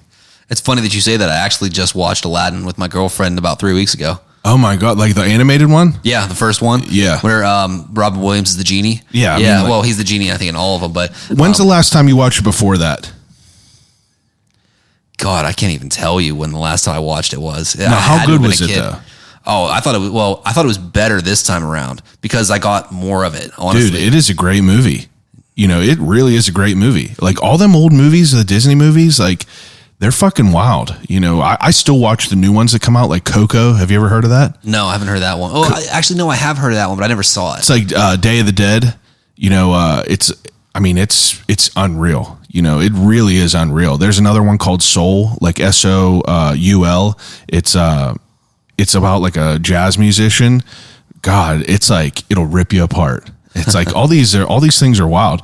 I just started watching Fox and the Hound again. Oh, and that one's sad. God, that'll rip you up. Oh, it definitely has. Like we've been watching it for 2 days, and we just have to keep on turning it off. It's so Dude, sad. I like a good cry sometimes. I really do. I just let it out, and it's rewarding. I'm curious about this though. So like another huge thing about my life growing up was, you know, the music scene. Mm-hmm. We were at shows, you know, every weekend, all the time. Were you a person that was in the music scene that much? Not until I was like in college and out of college. Okay. So I wasn't really allowed to go to a lot of shows whenever I was younger. Okay. Unless it was like a local band, like a friend had a show at the local gymnasium or something like that. I'd go to something like that. Yeah. My mom wouldn't let me go to Warped Tour until I was 17. Yeah. So I missed out on all those years of not being able to go. Was your mother protective? She was not really protective. She was just not as understanding about the scene because she had been to a lot of concerts in her younger day, and she was, I guess, trying to be protective in the sense where she knew what went on at a lot of those concerts. Yeah. But I gravitated towards punk rock. Okay. So it wasn't until like college I started going to individual shows that were not like a Warped Tour. I think the first one I went to was at the old Club Zoo in the Strip. Oh, wow. Iconic. Yeah, I was 20 whenever I finally got to go to my first show. Wow. All throughout my 20s, I went to so many punk rock shows. I met so many of my favorite artists. Like who? What was some of your favorite shows? I went to the Smiling Moose and I saw a band called None More Black. Oh, wow. They're not a very big band. Never heard of them. Yeah, they're really underground, but their first album was like 2003. Oh, okay. And they've dismembered since. But I remember going there and watching them play. They put on a really good show. I jumped on stage and was singing into the mic with the lead singer. Amazing. Got to meet them all afterwards, and they never toured after that. Actually, they kind of broke up right after that. Wow. Seeing the Flatliners play there quite a few times. A lot of the shows I saw at Mr. Small's, because we down at Grist House, I was working with Opus One for a little while. Yeah. We would promote their shows, and they would promote our new beer releases, and then we'd give away tickets, like raffle tickets, like once a week. We'd just give out like 2 tickets to anybody who won the poll. And it was really nice because I was living in Millvale and I was going to Mr. Small's sometimes 4 times a week. Oh, yeah. So, I didn't even think about that. You're literally a baseball throw away. Oh, yeah. And so we would go there constantly. I think in 2019, before COVID, my roommate Steve and I would go, we went to like 40 or 50 shows that whole year. It was just insane because like as I started getting older and I was allowed to start doing these things because I wasn't living at home anymore. Yeah. I was out on my own. I made it a point to start going to shows, whether I was with friends or not. Sometimes I just go by myself because I wanted to see the bands play. I drove the furthest away, one of my favorite shows. We drove all the way to Gainesville, Florida to watch Fest. Oh my God. Just because my favorite band was playing and I'd never seen them play before. Who was your favorite band? Banner Pilot. Banner Pilot. Yeah. Once again, just like a real small band. Nobody really knows who they are. They're not like super big or popular or anything like that. Where did you get put on to music at? Like, how did you find, you know, what you enjoyed? Because I could attribute everything that I loved to my friends putting it on me, or my brother. You know, are you an only child? No, I'm a middle child, actually. Middle child. Yeah, I got an older sister and a younger brother. Now, did your see? My older brother is the one who put me onto all kinds of good shit. It's like he's 6 years older than me, so he always, you know, I would always gravitate towards what he would like, whether it be clothes, styles, brands, music. I just figured, you know, if my brother was listening to it, it got to be cool, so I'm going to do the same thing. Definitely not the way it was for me. Honestly, I don't know where I went wrong or where I went right in a sense, but I would just whatever I thought was cool, I would just go for it. It didn't matter what other people thought about it. I would just do it. That's why I started riding bikes. I saw a lot of other people doing it, but whenever they started dropping off, I kept with it because I loved doing it. a lot of people that I knew in high school were in bands, and they were all into punk rock. So Okay. I started gravitating towards that. And as they all started kind of gravitating away from it, I just stayed right there because I was like, I really like this music. So I'm Yeah. going to continue to follow exactly what it is that I'm listening to now. And then as I got a little bit older, I found other mutual people that liked the same music that I did. And then we would just look for new music constantly. Like I never listened to the radio. Yeah. I'm always digging through Spotify just to find something that I never heard before. Or somebody sends me a link like, hey, you got to listen to this band. Or whenever a band that I've heard before comes out with a new album, give them a listen. Then I'll Yeah. put on their radio and see what other bands come up and just kind of go down all kinds of different rabbit holes whenever I have a chance. And I've met so many bands and I've seen so many shows that I would have never otherwise seen. Seeing a band play I don't even know, buy the record, and then falling in love with it afterwards. Like, no idea who they are. Buy the album. That's something that I'm definitely gonna, I've been trying to like kind of push myself to, expose myself to new music because I'm still listening to the same shit I was listening to in 2007. It's like I listen to Chiodos all the time, just old music that I've listened to millions of times, brand new, all this. And I'm like, man, there's so much new shit out there. So I'm going to start putting out a second episode per week of just like, basically just like a rant, just bullshitting on Mondays just to get all the extra shit in my head on there. And my goal is to be able to like listen to one new album per week. I'm going to take like listener suggestions and just have people like send me an album. And I'm just going to listen to something that I've never listened to at least every week, one full album from beginning to end, just to expose myself to new music. I have a couple friends who are just like so good about like always listening to new stuff. Like he's always putting shit on that I've never heard of, and I'm just like, damn, this sounds so sick. And I just want to be like that. Like I've gravitated towards more of a, I don't know, like whenever I was younger in school, like I always made like surface decisions. Like I never really, I did things that I don't know why I did it. I played football for like a decade. No idea why. Don't like anything about it. Don't like sports, anything. I just played it for like 10 years. And I don't know why. And I think about this all the time because there were so many things that I did that I don't really know why I did it. But now I'm older. I'm just like, man, like I'm getting into all these different things. And it's fun because it's like, I'm really like realizing like what my interests are. And especially with this podcast, it's like, this is part of the reason that I started this thing.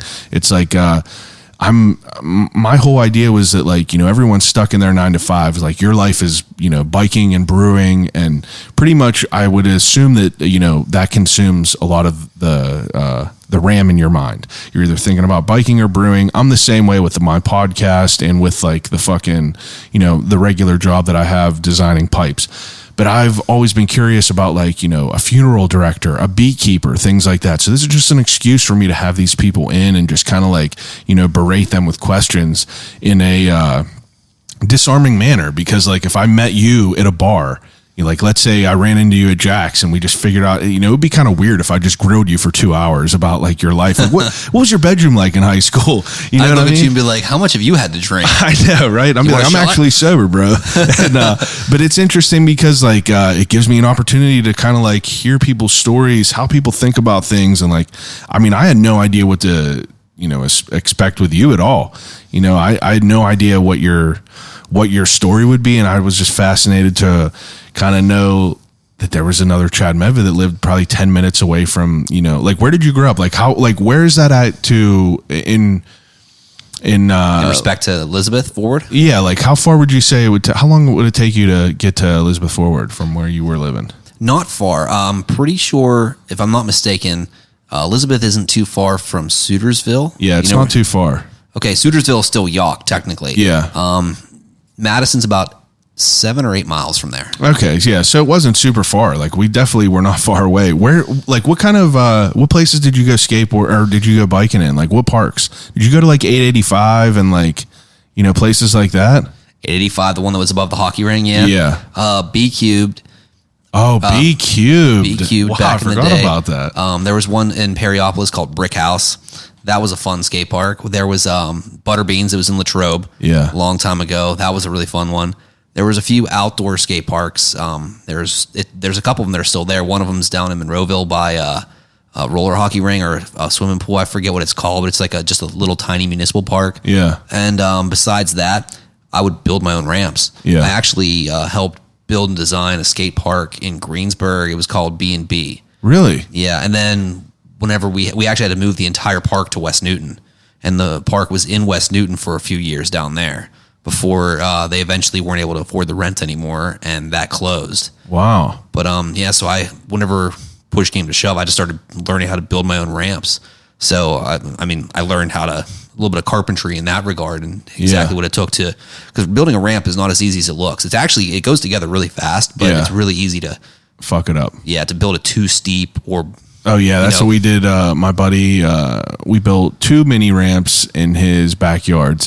First one was definitely too steep. Like it was real steep. And then the second one was good. It was like small enough to just have fun on, and it was cool. But the first one was fucked up. It really was. It was like the fucking half pipe at South Park. You ever see that one? Oh yeah, I forgot about South Park. God, it's like going down this wall right here. You're just like, people are animals for doing that. That half pipe I think is like 12 feet. Yeah, maybe it's taller than that. Has a staircase up the back. It's super dangerous. Huge. Yeah, like if you're not like someone who's real good, you should not even try because you're going right down collarbones all day. Exactly. When it comes to riding a vert ramp like that, the one thing that I tell people is, whenever you're riding a small ramp, you got to like pull up to get some air. But a ramp that's vertical, you don't have to pull up because you're already. Yeah, you're shooting literally straight up. You literally just like, unless you're like really going high or traveling across, you don't really have to do anything. A lot of the times it's actually better to kind of like push your board or push your back wheel over the deck a little bit, because as you come back in, it almost is like giving you the ability to land in the actual vertical face as opposed to like dropping all the way to the bottom and like landing so low that you just lose all your speed and fuck up your wrists. Yeah, it's pretty wild to think about that it's cool to think that people are still just as active in it. Like it's sick that like how often do you ride now? I ride a couple times a month. I wish I rode some more. Yeah. I'm just usually tired on the weekends, and then between going hiking or working on my truck, because I do all the work on my truck myself as well. Yeah. I'll just go out. Like I was actually out. What is today? Tuesday. I was out Sunday. I was riding Greensburg Skate Park, Peach, my favorite skate park. That pool up there is so much fun. But whenever I get a chance, I go out there, go to Boyce, Wheel Mill, and so a couple times a month. I want to go out a little bit more often, but like you said, the 9 to 5 grind really kind of gets you. Plus, the only time that I have with my girlfriend is maybe like once a week. So I spend that time. It's hard to like, divide your time with your person. You know what I mean? I'm married. I have a social life. I do the podcast shit, but I also want to spend time with her. I got a dog. We'll go out and walk around, hike and shit. Mm-hmm. What the hell was I just going to ask you? Escaped my mind. It did it. This was something that came into my head that I was curious about that I didn't want to forget. Growing up, though, I need to know some of the jobs that you had, because I feel like that I worked, just absolutely ridiculous jobs. I worked at a Subway as a sandwich artist, gas station cashier, janitor for a while, delivered pizzas, construction, cut some grass. What kind of shit did you do? I did a lot of the similar ones. I've had so many different jobs over the years. I worked as a basement waterproofer, so it was basically like a construction job. Yeah. I also delivered pizzas. I also worked as a gas station cashier. I worked in a machine shop. Did that? For a little while, doing like we were machining copper like fittings or something. I forget what it even was. I never really cared. I was just making some money. I was a kid. Yeah. I worked as a painter at a steel company. I was painting train cars, graphic installer. I was wrapping vehicles for a while. I worked in a toy factory. Factory. I was screen printing on toys in Charleroi, actually. It was called Channelcraft is what it was. I worked as... Infamous Charleroi. Right. What a place. I know. I've been there. Do you remember... what the hell was the venue called there? It was called not the Subculture. Oh, it's in the back of my head. Fuck, Subculture was the other place. Because it's where like Devil Wears Prada played all the time back in the day. It's making me sick. Hold on. Charleroi venue.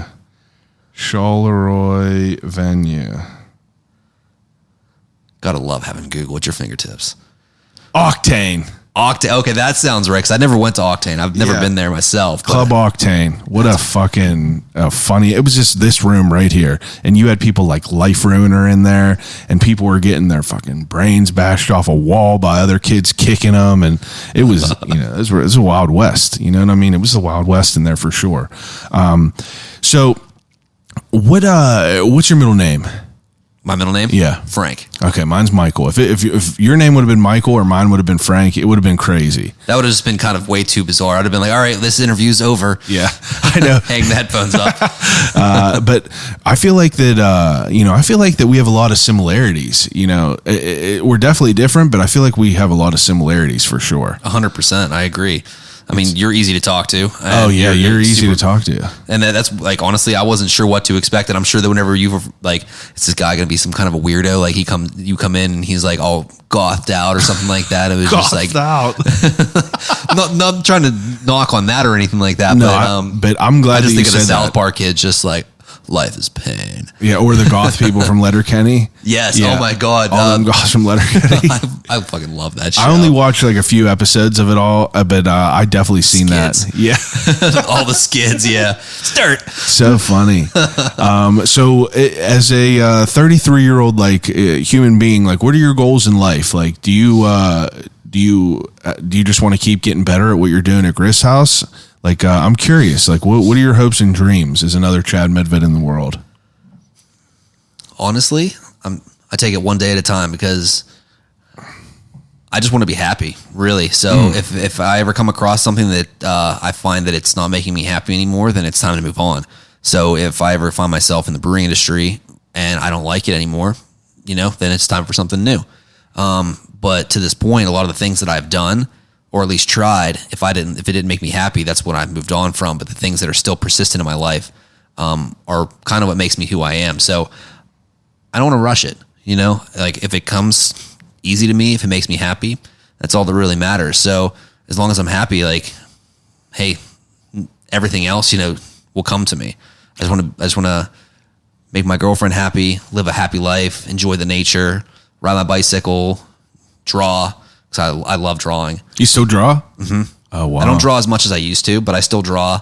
I can make her all like Valentine's Day or birthday cards, something like that. I drew all my tattoos. Hell yeah. And I just have my dude put them on me. I was like, instead of him interpreting it, I'm just like, this is exactly what I want. Can you put this on me? Which is really cool. But yeah, so I like goal-wise, I want to eventually like have my own house and have my own garden. Grow all kinds of hot peppers and tomatoes, cucumbers, and all that kind of stuff. I want to have like a little greenhouse with my girlfriend, maybe some chickens running around the yard, somewhere that was a little more secluded. Just kind of get away from the bustle of life. That's kind of another reason why I don't really follow social media. It's too much stimulation that doesn't really bring any happiness to me. So that's why I kind of stopped. If anything, it pushes you further away because you're like, all these other people have things that I want.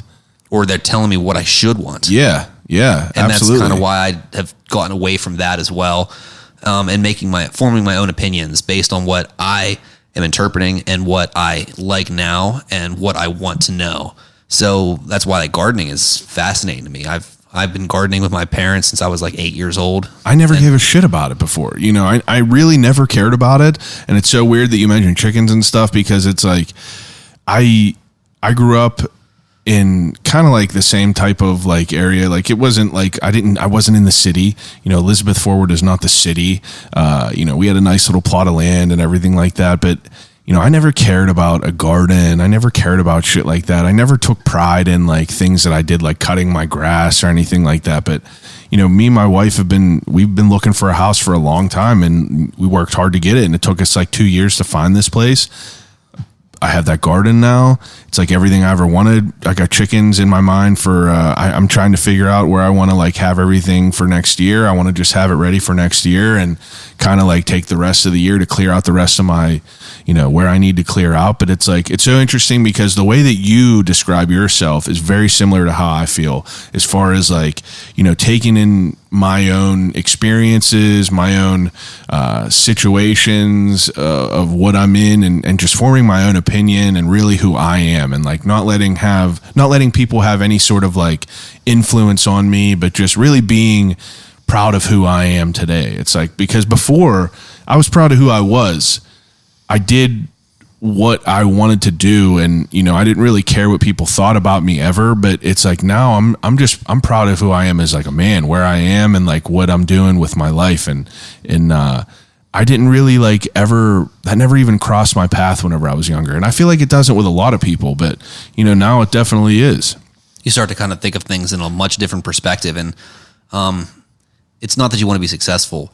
You want to feel gratification in the things that you do, take pride in those things, and just be comfortable with the end result, learn along the way. I mean, if you do something and it turns out not the way you wanted to, at least you learned along the way. In my opinion, that is way more successful than any amount of money that you're ever going to acquire. So exactly 100%. That's kind of where I'm with my girlfriend. We want to buy a house, call it our own, and make a home for ourselves. I'm not trying to take over the world or anything like that. I just want to wake up and be happy. Because I live in my own world. I mean, we all live in our own worlds. Yeah. So, that's what you want to take over. That's what you want to be the ruler of, is your own world. Where do you get your mindfulness from? Like, have you ever had this, like, mindfulness that you are expressing now? Like, I would assume that people listening to what you're saying now is like, you're preaching some shit. It's like, did you always feel this way growing up? Because I know for a fact that I never was like mindful in that way, where I was like really like present in how I feel about things in life and what I want in life. It was always just like, those big decisions were never, on the, in the forefront of my mind. It was always just in the back. And I feel like a lot of people feel that way, but where do you get that from? I would like to say I kind of created it myself. Yeah. Because the way that I looked at it is I always wanted to be treated a certain way. Like the way that I wanted someone to look at me, the way I wanted someone to talk to me, was the way that I decided I wanted to talk to other people. I wanted to be somewhat uplifting, because there's been times where someone says something to you and it changes your perspective on something that you may have never thought of before. Absolutely. And I've really just love to hear somebody pull somebody out of a bad situation just by saying a few kind words, because there is good out in the world, but the thing is, sometimes you have to be that good in order to, see exactly where it is. Like there was a time I went to a bar in the North Shore after I went to the casino with my one friend. I don't gamble. Like I've only been to the casino one time. We just went there for fun. The place is awful. I don't care who you are. I hate the casino personally. It's the devil's den. It's a death trap. It's the devil's den. So I walked to this bar. I was by myself. I was in a good mood, had my mohawk spiked up, because I used to have a mohawk. It was like 14 inches tall. It was huge. I'll show you a picture afterwards. And I walk into this bar, and there's this girl, bartender, and she's just having an awful time, awful day. People were just miserable to her, and I could just see it all over her face. And all I did was I just ordered a drink, and I just sat there and just talked to her a little bit and just, said some kind words. I don't even remember what I told her. I just basically was just, trying to be encouraging, uplifting, just by the same things that I'm saying to you right now, just right off the top of my head. By the time I left that place, she had a smile on her face, and she says, "You literally made my entire night worthwhile." She's like, I was having the most miserable day until you just said a few kind words and made it all worthwhile. And it was nothing to you. It's not like you have to do anything. It's just, you're just being kind. I'm just being myself, honestly, just being honest. Same thing. I was on an airplane. I was going to Gainesville, Florida. This was back in April, I believe it was. I went to my friend's wedding down there. I sat next to this woman on the airplane. Didn't know who she was. We'd never met before. I've never seen her again. Yeah. She was going to visit her brother, who was like going through chemo for brain cancer. And her and I were just talking back and forth the whole time. Once again, the conversation just never strayed, just encouraging words. The woman, when we landed, that was across the aisle, she leaned over and she looked at me and said, "Who are you? And how are you such a kindred soul?" And I think to myself, like, we've all been through a lot, but it's how you deal with things whenever they arise that make you who you are. And it's what you learn from those experiences that you can share with everybody else. You can't always share it with everybody. You can't try to change everybody's mind. But sometimes, you don't have to do that. All you have to do is just be be yourself, be encouraging, just say a few kind words, and just don't sugarcoat shit. Wow. I'm sorry. Like it's not hard, really isn't. Man, I could not agree more with anything you just said. I tend to find myself, the same type of way. Like I would consider myself a thoughtful person. I do thoughtful things because I like to be kind to people, not just for any sort of any sort of reason, but it's just like you said, a couple of things could change someone's whole day. My wife will always I always catch her smiling at me, and she'll always be like, you're cute or something like that, because I'll talk to old ladies that that will walk by. If we're walking on the bike trail, old ladies will walk by, how are you, Mrs. Just even that. And it really is, people just smile and it's such a weird thing to think about people, it's usually younger people. It's younger people. I always see, and I'm guilty of this too, walking down the trail or anything, or through the mall or anything. You're seeing people on their phone all the time, and it's like you're missing things. It's like, and I'm missing things too. And I used to be addicted to this phone, and I still am to some extent, but I have been getting real good at being able to put it down and just trying to be present in my life and not wasting so much time and energy on things that have nothing to do with me at all, and just try to in that moment, in those moments of me being present and everything like that, those are what present opportunities like that, you know what I mean? And it makes me feel good whenever I could be putting that positive energy into the world. I'm a big energy person, And if I met you that day there and I was in your kitchen and we were talking and I had a weird vibe from you, there was no way that we would ever talk, and that's the same way with anyone that I've ever, wanted to talk on here. I've met people in different situations where I was like, oh, definitely can't do this in here. It's not going to be good, because the energy is weird, but it's you've always even since me and you met, I was a random dude. I just said, hey, my name is the same as yours. You invited me into your home. We sat down, immediately hit it off there. And, a year and a half later, this is where we are. A fucking great conversation, Right. Exactly. Amazing conversation. And, I'm pumped that you hit me up again after that, because I'll be honest, I forgot. I'm always trying to figure out different people in here. I always got 1,000 things in my mind, but I got that. What's my name saved as in your phone? Chad Medved? No, it's saved as Strawberry. Is it? Yours is name. Your name is. This is yours right here. Clone Chad. It's called Clone Chad, because whenever you texted me that one day, it was like, "Hey man, let's get that podcast going." As soon as I saw Clone Chad, I was like, "Who the fuck was that?" Oh my god, it's Chad Medved. But yeah, man, I am just waiting through COVID. Unfortunately, I know, it's crazy. It was a weird time for all of us. What was the brewing world like during COVID? Did you guys shut down? We shut down to the public. So the bar was closed. We just reopened the bar at the beginning of June, because whenever it went to 100% capacity, we wanted to wait until we could give all of our customers the full experience before we reopened. Yeah. But you could still come and pick up 4-packs to go. Yeah. Believe it or not. So front of house, a lot of them just got laid off. Back of the house, brewing side, my job, we got busier. We actually made more beer. We were selling more beer.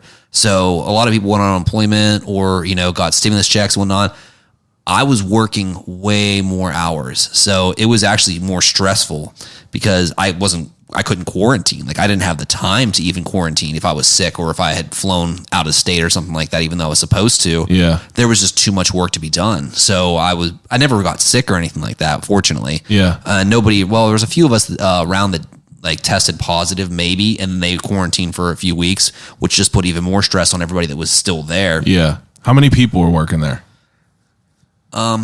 So if it's just back of the house, there is technically 4 brewers. There's 2 head brewers. Well, I guess they're all 3 kind of like the head brewer or cellarman, which means they're cleaning cellarman. tanks. Oh, I love that terminology, cellarman. Yeah, so in the brewery while the tank's fermenting, they're monitoring pH, monitoring gravity, dry hopping beers, fruiting beers, whatever it happens to be. Wow. On top of also brewing and just any regular task that goes about cleaning or whatever it happens to be. There's 4 of us. I'm probably the least involved because I'm working towards doing logistics. Yeah, you're doing all the other shit. There's 2 other guys that come in that help with our canning line, that help, wash kegs and whatnot. So there's 6 of us that are on the floor in the brewery, and that's it. And 2 of them are part-time. The rest of us are all full-time. And then in the office behind the scenes, we have a marketing manager. We have our tap room manager. She comes in, and it's actually my sister. She works there like during the week, doing scheduling, getting food trucks and stuff like that. We have an administrative manager, the 2 owners, and a sales rep. So 6, there's like 10, 11 of us, roughly, that run the whole entire show. You guys were ripping the whole time. Oh yeah, like crazy. It was just absolute mayhem. Honestly, it was actually more stressful because not only could I not go to shows, they were all gone. I couldn't go out and ride a bicycle. Anything else that you were going to blow off steam with. Yeah, blow off steam. You can't do it because you can't go anywhere. I was unemployed for 4 months. I was building puzzles and berating my girlfriend or my wife and girlfriend. I'm going to get crucified for saying that. But you can edit that out in post. Yeah, but it's just like I don't know. It's a weird dynamic to think about because I almost like forgot that. The beer industry was not the same as like the restaurant industry because the restaurant industry had to shut down for a while. Oh yeah, my girlfriend was unemployed for a long time. Yeah, I mean that's crazy to think about, but to think that all the beer distributors and the breweries and everything like that just kept going is like wild to think about all that because, for me, I had 4 months of blowing off steam, just like hanging out. I was literally building puzzles and watching movies, and researching shit for the podcast. I couldn't have guests in, so I was just doing like a research topic per week. So like I would have people suggest things. I did like the X-Files where I asked people on Facebook, did anyone ever have any sort of like experiences with UFOs or aliens? If you did, hit me up. A few people hit me up. I had them call in and they told me their UFO experience. It's pretty fucking wild. I did awesome. Research on like pyramid schemes, did an episode about all that. So I was trying to keep busy with it all, but it's wild to think that like, because that 15-month period of time, is a blur for me, but to think about it not ever shutting down, it's just like, I forget that people, experienced, an uninterrupted time. Exactly. That's pretty much exactly what happened. I went from working as much as I did, going to shows, riding my bike all the time, doing all that stuff, to just work. And that was pretty much it. My girlfriend was unemployed and I was working more. Yeah. So that put a little bit of a strain on our relationship because she was home a lot and she was doing a lot of fun stuff and I couldn't partake. So she's going like hiking and doing all that stuff without me, unfortunately, but I had to keep on working. Yeah. And so it was definitely stressful because it just like kept on dragging on and I didn't know when it was going to end. And it definitely put a big strain on the what's that word I'm looking for? The entire like brewery staff. I'm trying to think what the morale. That's it. The morale. It definitely put a strain on the morale of the brewery because everybody was working so much. And there was no real release. It almost seemed like there was never going to be any end to it. It actually has been a relief that we've reopened to the public and things are starting to go back to normal a little bit because the workload, we still make as much beer as we did before. Yeah. But it just seems to be a lot easier to deal with because we can also have some beers after work. We're seeing a lot of the regulars that are coming back. Yeah. We're also, before we were doing everything into cans. It takes a lot more work and a lot more people to put beer in cans than it does to put it in kegs. Oh, wow. So there was think about that. Yeah. There's to operate our line. We have at least 4 people operating our line at any given time. That's filling cans. Filling cans. Yeah. And if you're doing an entire, let's say a 30 barrel batch, that could be upwards of 250, 280 cases of beer. That's like over 6,000 cans. And you have to fill 4 at a time. You have to have somebody loading the cans, operating the machine, making sure everything's filling properly, weighing the cans, packing everything up. Yeah. Whereas when you're kegging a beer, one person just fills kegs and just waits for them to fill and then rolls them out. Wow. And there was a lot more work to be done. And now that it's getting back to normal, we're starting to put more beer in kegs. It's starting to take a little bit of the stress off of the monotony of the canning line. It was absolutely like an assembly line. And it was, when we first got it, it was awesome. But then whenever you're running that candy line for 6 straight hours, Yeah, standing you're there like, just "God like damn it." just moving cans, like it just really got kind of old. It's so wild to think because, it's another benefit of like having conversations like this on the podcast that are tangential because I've talked to people in the restaurant industry. One of my great friends owns a fantastic restaurant called Streets on Carson. He is someone that I always talk to whenever I have any sort of advice, cooking, opinions, anything to do with restaurants. Because he's blunt, he doesn't sugarcoat anything. He gives me a right answer. But hearing how his experience was through COVID with like having to everyone was laid off. He was literally running the kitchen himself. It was like Bob's Burgers in his house. He lived right above his kitchen, and it was just stressful to think about that and to hear like the problems that the brewing industry had and the restaurant industry had is wild to think about because, there are different problems, but, I feel like, the consumer who doesn't see how the sausage is made, so to speak, they don't appreciate the craziness that went into it all. We didn't understand everything. The untrained eye doesn't know what the hell's going on, doesn't know how that affected you in that way. Didn't know, even like the mental, aspect of it all, the morale of it all, that really is a thing. That if you have a shitty day at work, anyone in the world, if you have a shitty day at work, it carries with you coming home. And, the morale is a big thing in life. And it's wild to think about that and to hear about that. But it's great to hear that there's some sort of like normalcy coming back. And it's like, it almost scares me because, you hear all this wild shit on the news right now about how they're talking about reverting back to, mask mandates and shit like that. And you're just like, Jesus Christ, like, when is it going to end? And like, it's never going to be the same way it was. Look at the TSA whenever 9/11 happened, these things always, no matter what, something's going to change the world and it's never going to be the same. Time rolls on. Yeah. So there's nothing that you can really do about that. Once again, you just have to learn from it. But you're absolutely right. I can't imagine what was going through delivery drivers' heads whenever FedEx and UPS were delivering everything to your door. Crazy. Throughout COVID. Like, I heard so many stories from the guys that deliver stuff to us that they were working so many overtime hours. Oh, that, yeah. like, Christmas that year was my buddy's a postman. He was sending me pictures of his truck and like it was like overflowed because like I was off. And like, if you got laid off, you were getting that stimulus money and shit. Realistically, I wasn't hurting. You know what I mean? I was doing better. I was able to do, I was able to do everything and still make a good amount of money.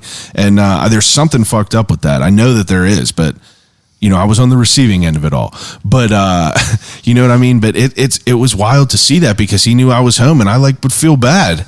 He's out there fucking rain, sleet or snow, hucking all these packages that that's me ordering dumbass shit from Amazon. Right. Exactly. Yeah. I was ordering shit for making bread on Amazon and these people were out there breaking their fucking backs. And, it is crazy to think about that, but that's another one of them, moments where you're present in life. And those are one of the thoughts that cross your mind whenever you're just kind of pondering some shit. I find myself doing that a lot lately, pondering. Oh yeah. 100%. That's why whenever, I just don't buy anything new. I try to either repurpose something or I always think to myself, I don't need it. So why would I buy it? Are you a thrifty person? I try to be as much as I can. There's certain things you want to buy new, but there's other things one of the best examples I have is the truck outside. Yeah. I've had that truck for 12 and a half years. Yeah. The truck's got 212,000 miles on it. And I've done all the work to it that I can possibly think to keep it on the road because it's already paid off. And everyone's just go buy a new vehicle, I've never had a car payment. Why would I put myself $20,000, $30,000 in debt for a new vehicle whenever this one runs just fine? Before this car right here, that Subaru, I had, my first car was a 85 Silverado lowrider, kind of beat. Oh, yeah. I gave that to my dad. My dad got me a lifted one because he used that as a work truck. So I had an 86 Silverado lifted.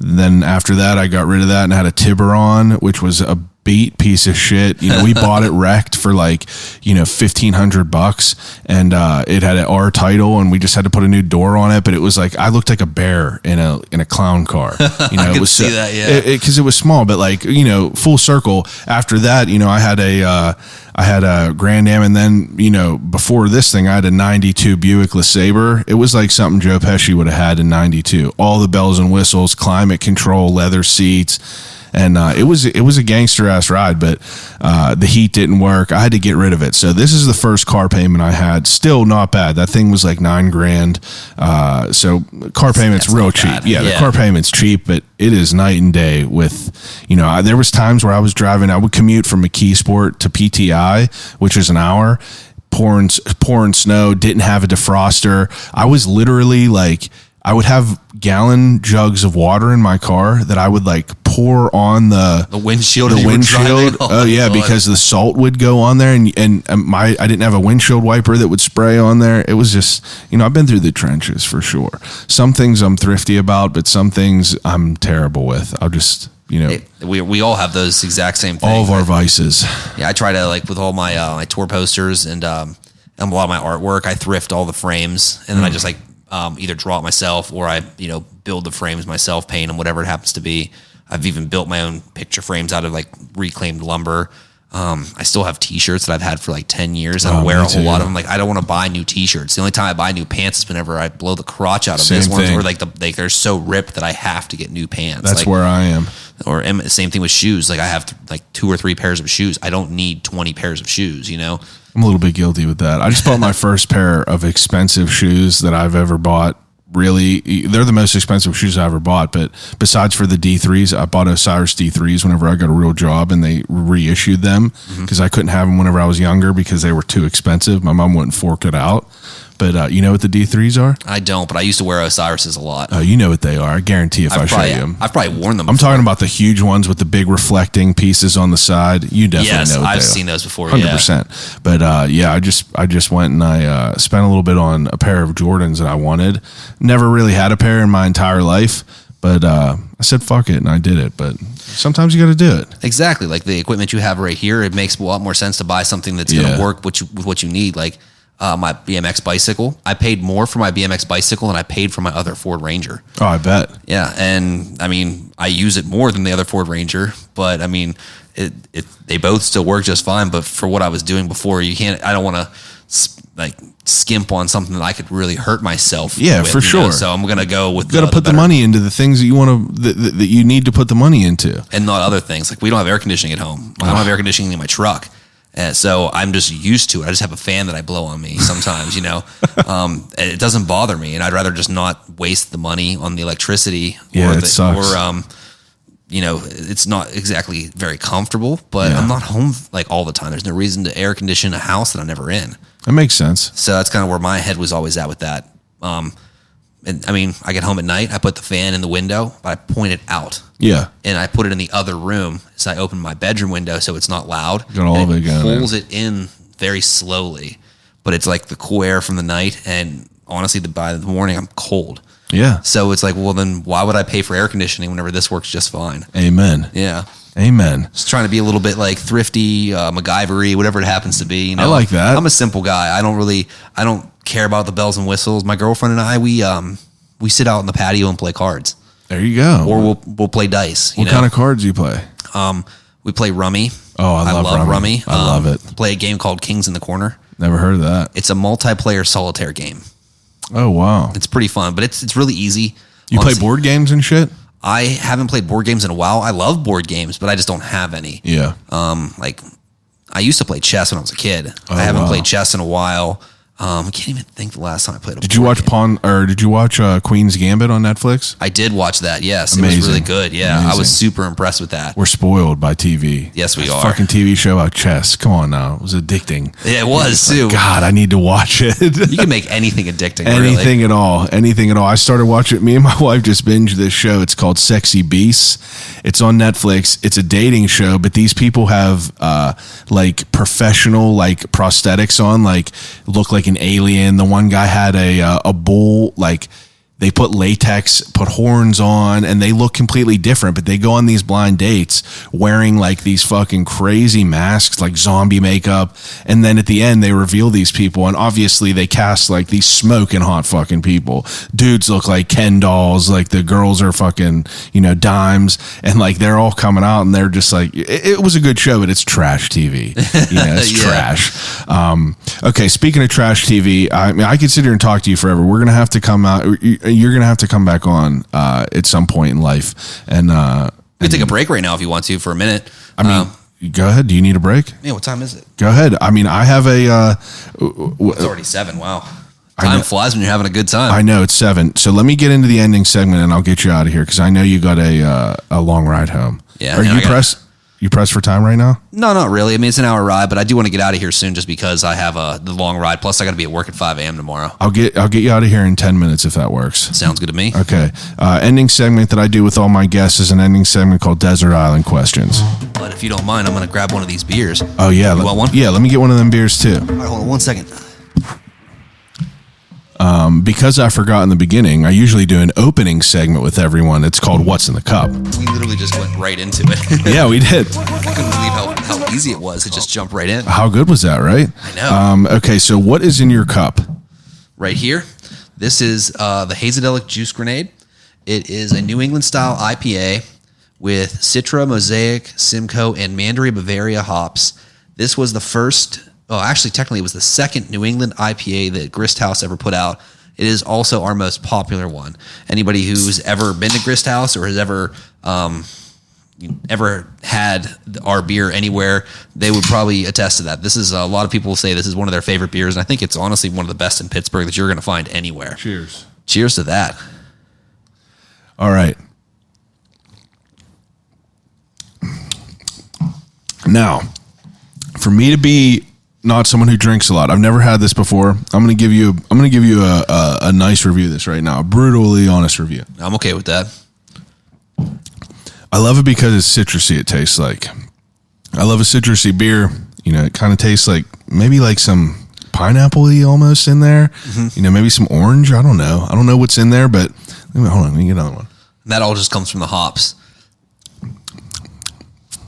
I don't know. It's like I taste pineapple. Like, is that right or no? No, you're right. Yeah, that's definitely one of the ways we've described that pineapple, almost like grapefruit kind of like grapefruit. That's it. But it's super smooth though. You drink it it doesn't have that burn on the back of your throat. Like this isn't bitey like an IPA, like a Dogfish Head type IPA. Like if you drink that, it like bites you. Mm-hmm. This isn't. It just tastes like it's a spicy juice. But it's dangerously good. It is good. Yeah. This is the flagship beer. Yep, that is our most popular beer that we have. Every time we put it in cans, it sells out really fast. Year round, do you make this? Yes, that's a lot of the IPAs we make like once every 2 months, but this one we basically brew a batch of this once every 2 weeks. Oh, wow. And a lot of it goes into kegs and a lot of it goes to bars around the city. So anywhere in the city that has craft beer, like Mad Mex, for example, they will probably have this on at one point or another. It's definitely of course, good. Other ones, but this one we try to get out as much as possible. It's definitely good. Are you someone that enjoys a beer like this more? You said before that you didn't really like the IPAs as much before, but this is something that you enjoy? Yes, definitely. I've definitely grown to enjoy IPAs. It took me some time because typically a lot of IPAs you get at a store, they might be warm sitting on the shelf. They might be old. Yeah. And that's one of the reasons why they may not be exactly what the brewer who had made that meant beer for it to be. Exactly, because IPAs actually don't last. They don't have a very good shelf life. They're supposed to be kept cold. As soon as they start getting warm, if there's any diluted oxygen in there, it actually has a negative reaction to the hops that are within the beer. And that's what kind of gives it that like skunky or like almost like woody taste that a lot of people are just like, oh, IPAs are disgusting. It's just because a lot of times they're improperly stored. Oh, wow. So that's why a lot of people I never got into IPAs when I was younger. I didn't know the difference. Dropping knowledge. So like we had this beer and we had 2 4-packs of it. One we left out for a week, let it get warm, and one we kept cold. And we poured them into a glass next to each other. There was a significant difference in taste just after 1 week of that beer being warm. as opposed to keeping it cold the whole time. Wow, that's so cool. You did like, the little tests like that. That's really cool.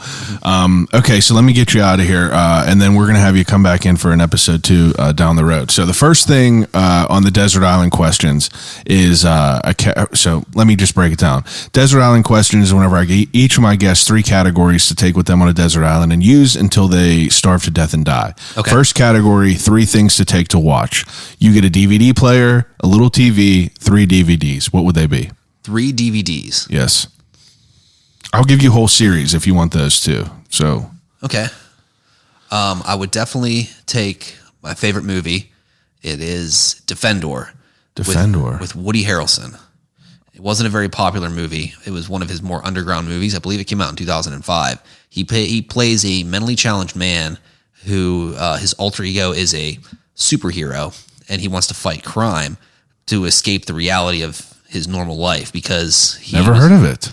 A lot of people haven't, but it's a really good movie, and I could watch that movie over and over again. Okay. 100%. I'm gonna definitely watch it. I'm a big Woody fan. Oh, then you're gonna love this movie. You watch True Detective?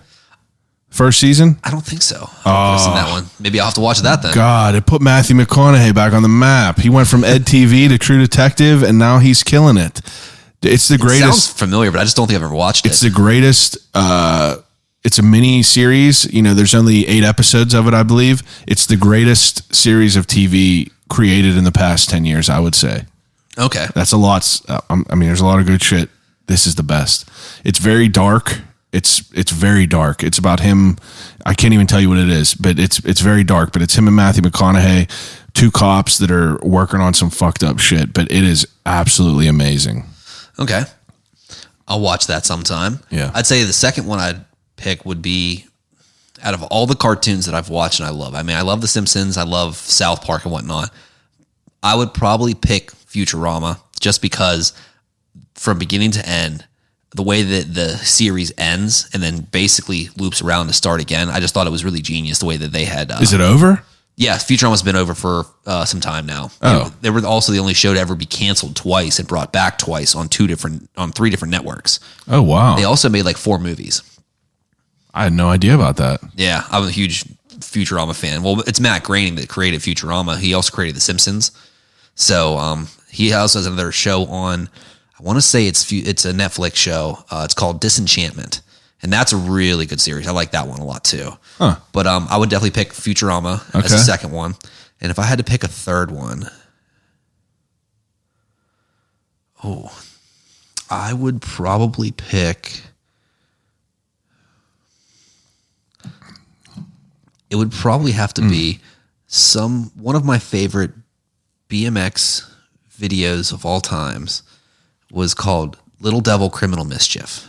Little Devil Criminal Mischief. Yes. Never seen it, I don't think. It was 2001. It was just like a riding video, kind of like the skate videos used to have. All the parts, legendary parts were in that video, and people still talk about it to this day. Who was like the big guy? Who was one of the most famous people in there? Van Homan. He had the last part on there. Still never even He heard did of a him. manual down a handrail. It was like a 20 set.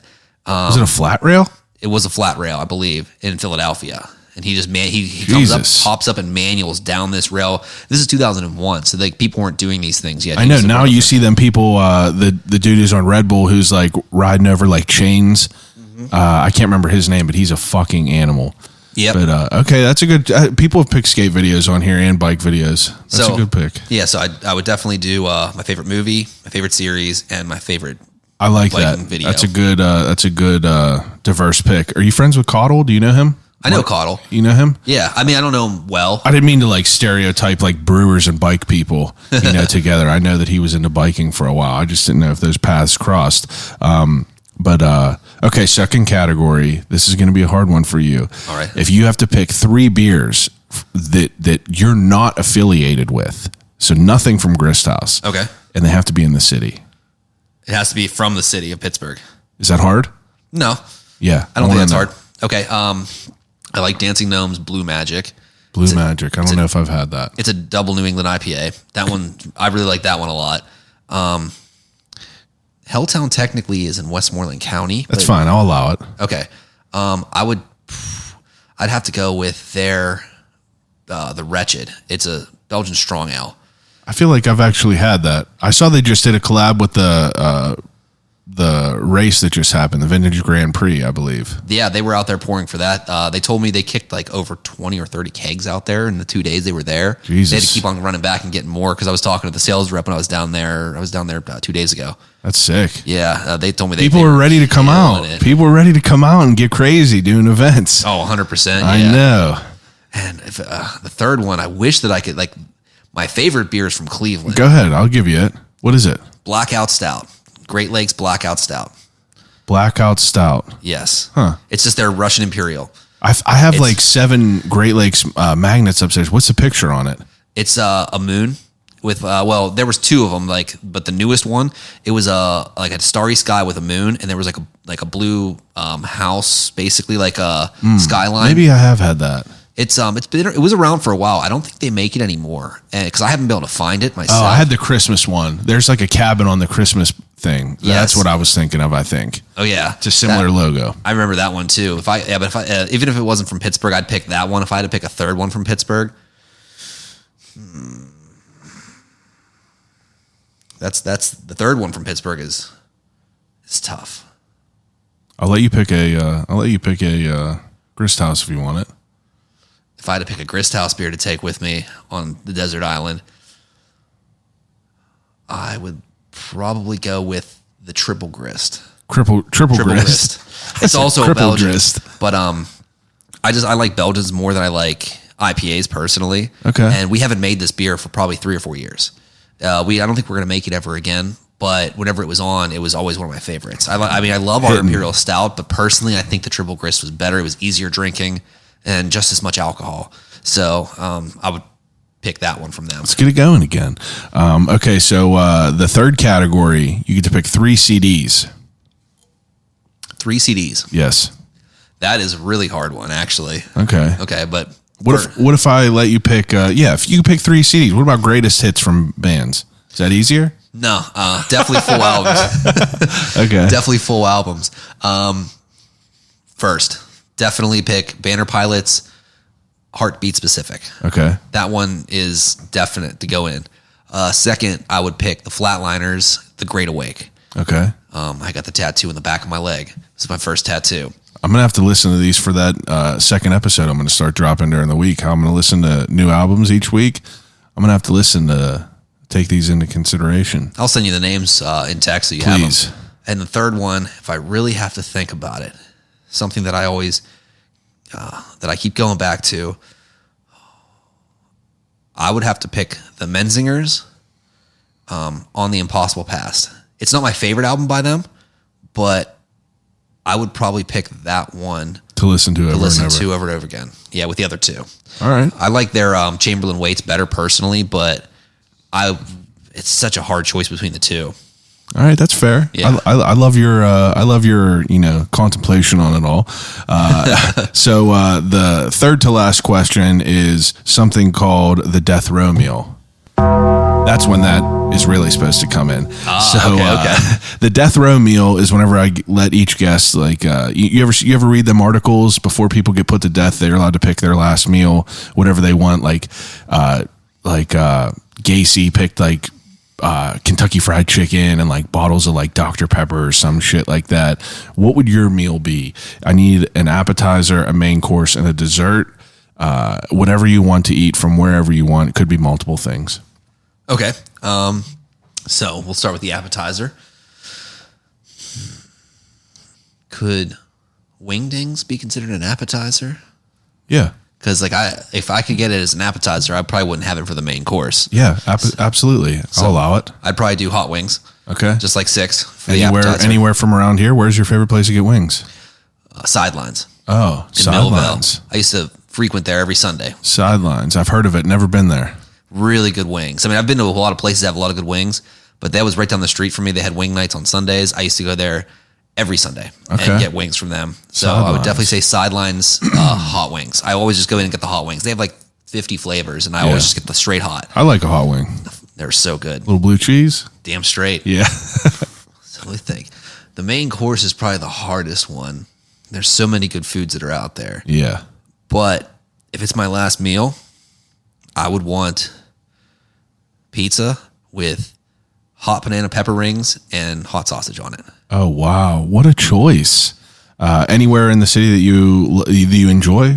I'd want my dad to make it for me. Oh yeah. You said your dad made pizzas. You said your dad had a pizza spot. I'd have him make it for me. He's still killing pizzas? He does it at home now. Like he doesn't work. That's what I mean, but he still makes pizzas at home? Oh yeah. He makes his own dough. He makes his own sauce. He like grades his own cheese. What's his name?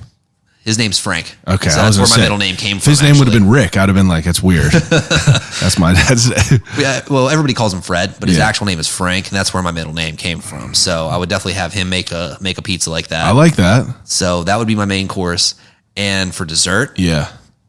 I would probably get a like a lemon meringue pie and throw it in the mortician's face. I wouldn't even eat it. I'll allow that. That's a good one. Okay. I don't eat sweets, so like At I would all? totally.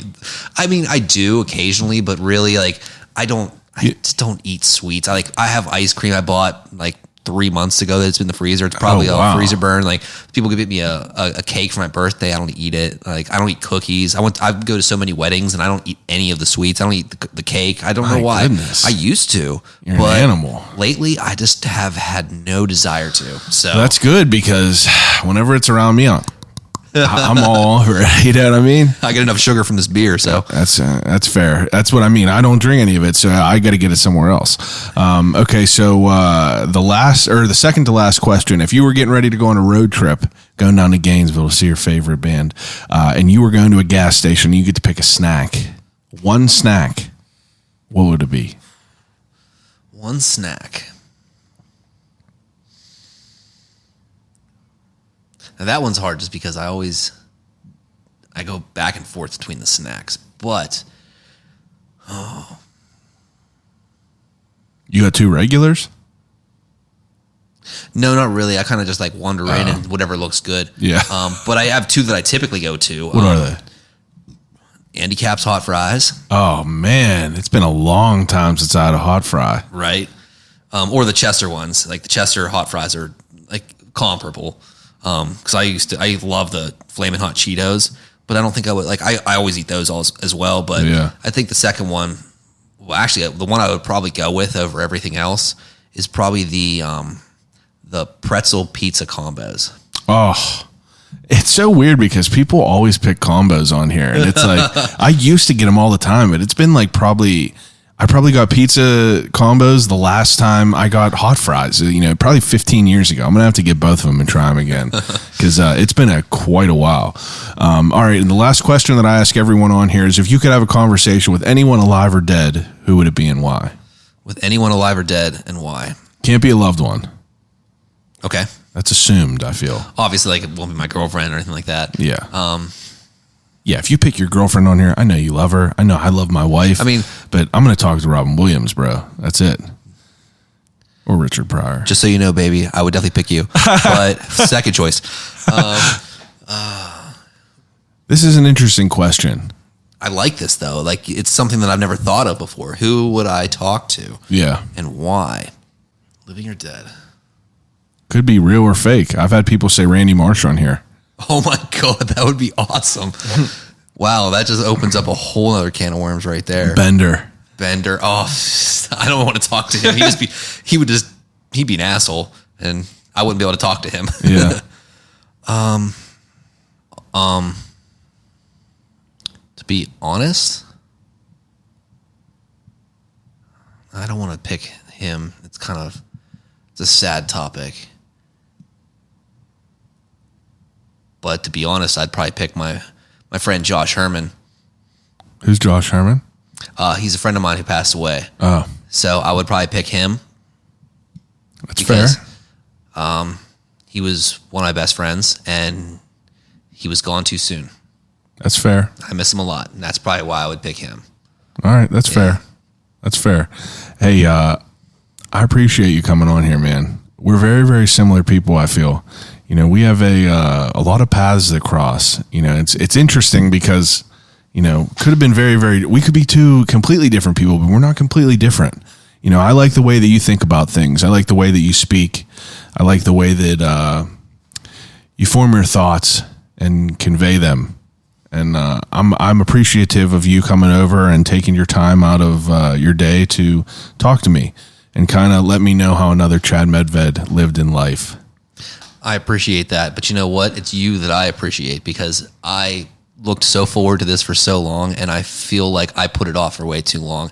And this was a lot of fun. It went well. I thought it was amazing. Honestly, I could probably sit here for another 2 hours. I know we could talk for sure, because it's 2 hours and 8 minutes, and I could keep going and talking to you. So we'll definitely get you back in here, and maybe we'll just dive deep into like the beer process. Maybe get into that a little bit more, because when you were saying, "Oh, he's putting the mash in there," I don't know what any of that means, but I would like to know. But I knew that if I would dive down that hole, we would have been down there, way longer than we should have. But I appreciate you coming over. I know time is a precious thing as an adult, and tell your girlfriend I appreciate you for sharing you with me, the other Chad Medved, and I'm excited to let people listen to this. But please take a second and plug anything you want to plug. I mean, I know you're not active on social media, but if you want to plug your workplace, plug it all. Oh, I definitely will. And honestly, this time was well spent. And I do appreciate you having me on. I cannot wait to do this again. I feel that there's going to be quite a few more topics that we're going to be talking about. For sure. And honestly, I think that I should come up with some questions for you. I would love it. Because I didn't know what to expect whenever I came into the podcast. Do you want to do that? Do you want to do that? Do you want to interview me as a Chad Medved? Do you want to come up with some questions and interview me? Yeah, because I was kind of worried there for a minute. I thought that you were going to be, you just kept asking me questions, and I'm just like, well, he's just interviewing me. I don't know how to ask you what you're doing, because I'm just telling you about my life, and I didn't ask you any questions about yours. I almost feel selfish in that regard, but I've never been on a podcast before. You shouldn't feel selfish, because I do this every week, so I almost feel gross whenever I put my personal experiences into things, because I talk so much that I don't even remember what the fuck I say to a year ago to other people. You know what I mean? I feel like I often interrupt people too much and put too much of my personal life in here and my experiences, and I don't let the guest talk. So I've been I really am conscious of trying to perfect the imperfections that I have, and I know that people listen to this and they're my friends and everything like that, and people enjoy it, and they're not as critical as they should be, but I always say but I'm conscious of all that. I'm conscious of not trying to interrupt people and trying to let people have their time on here, and not just make it about me or tell my stories, because people always hear it. But next time we come on here, though, I would love for you to come up with some questions, and we'll get a little bit deeper into what Chad Medved's really do in life. I'll do Desert Island to you, but it'll be a little bit of a different type of desert I island. love that.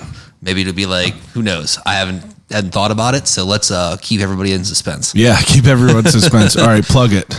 All right, hell yeah. Cheers to that. Cheers. Thank you, Chad. Yep, thank you, Chad. Go follow Grist House on Instagram. Follow I'll Call You Right Back on Instagram. As always, I appreciate everyone listening. And we'll be back next week with another great guest. Thanks for listening. Call you right back.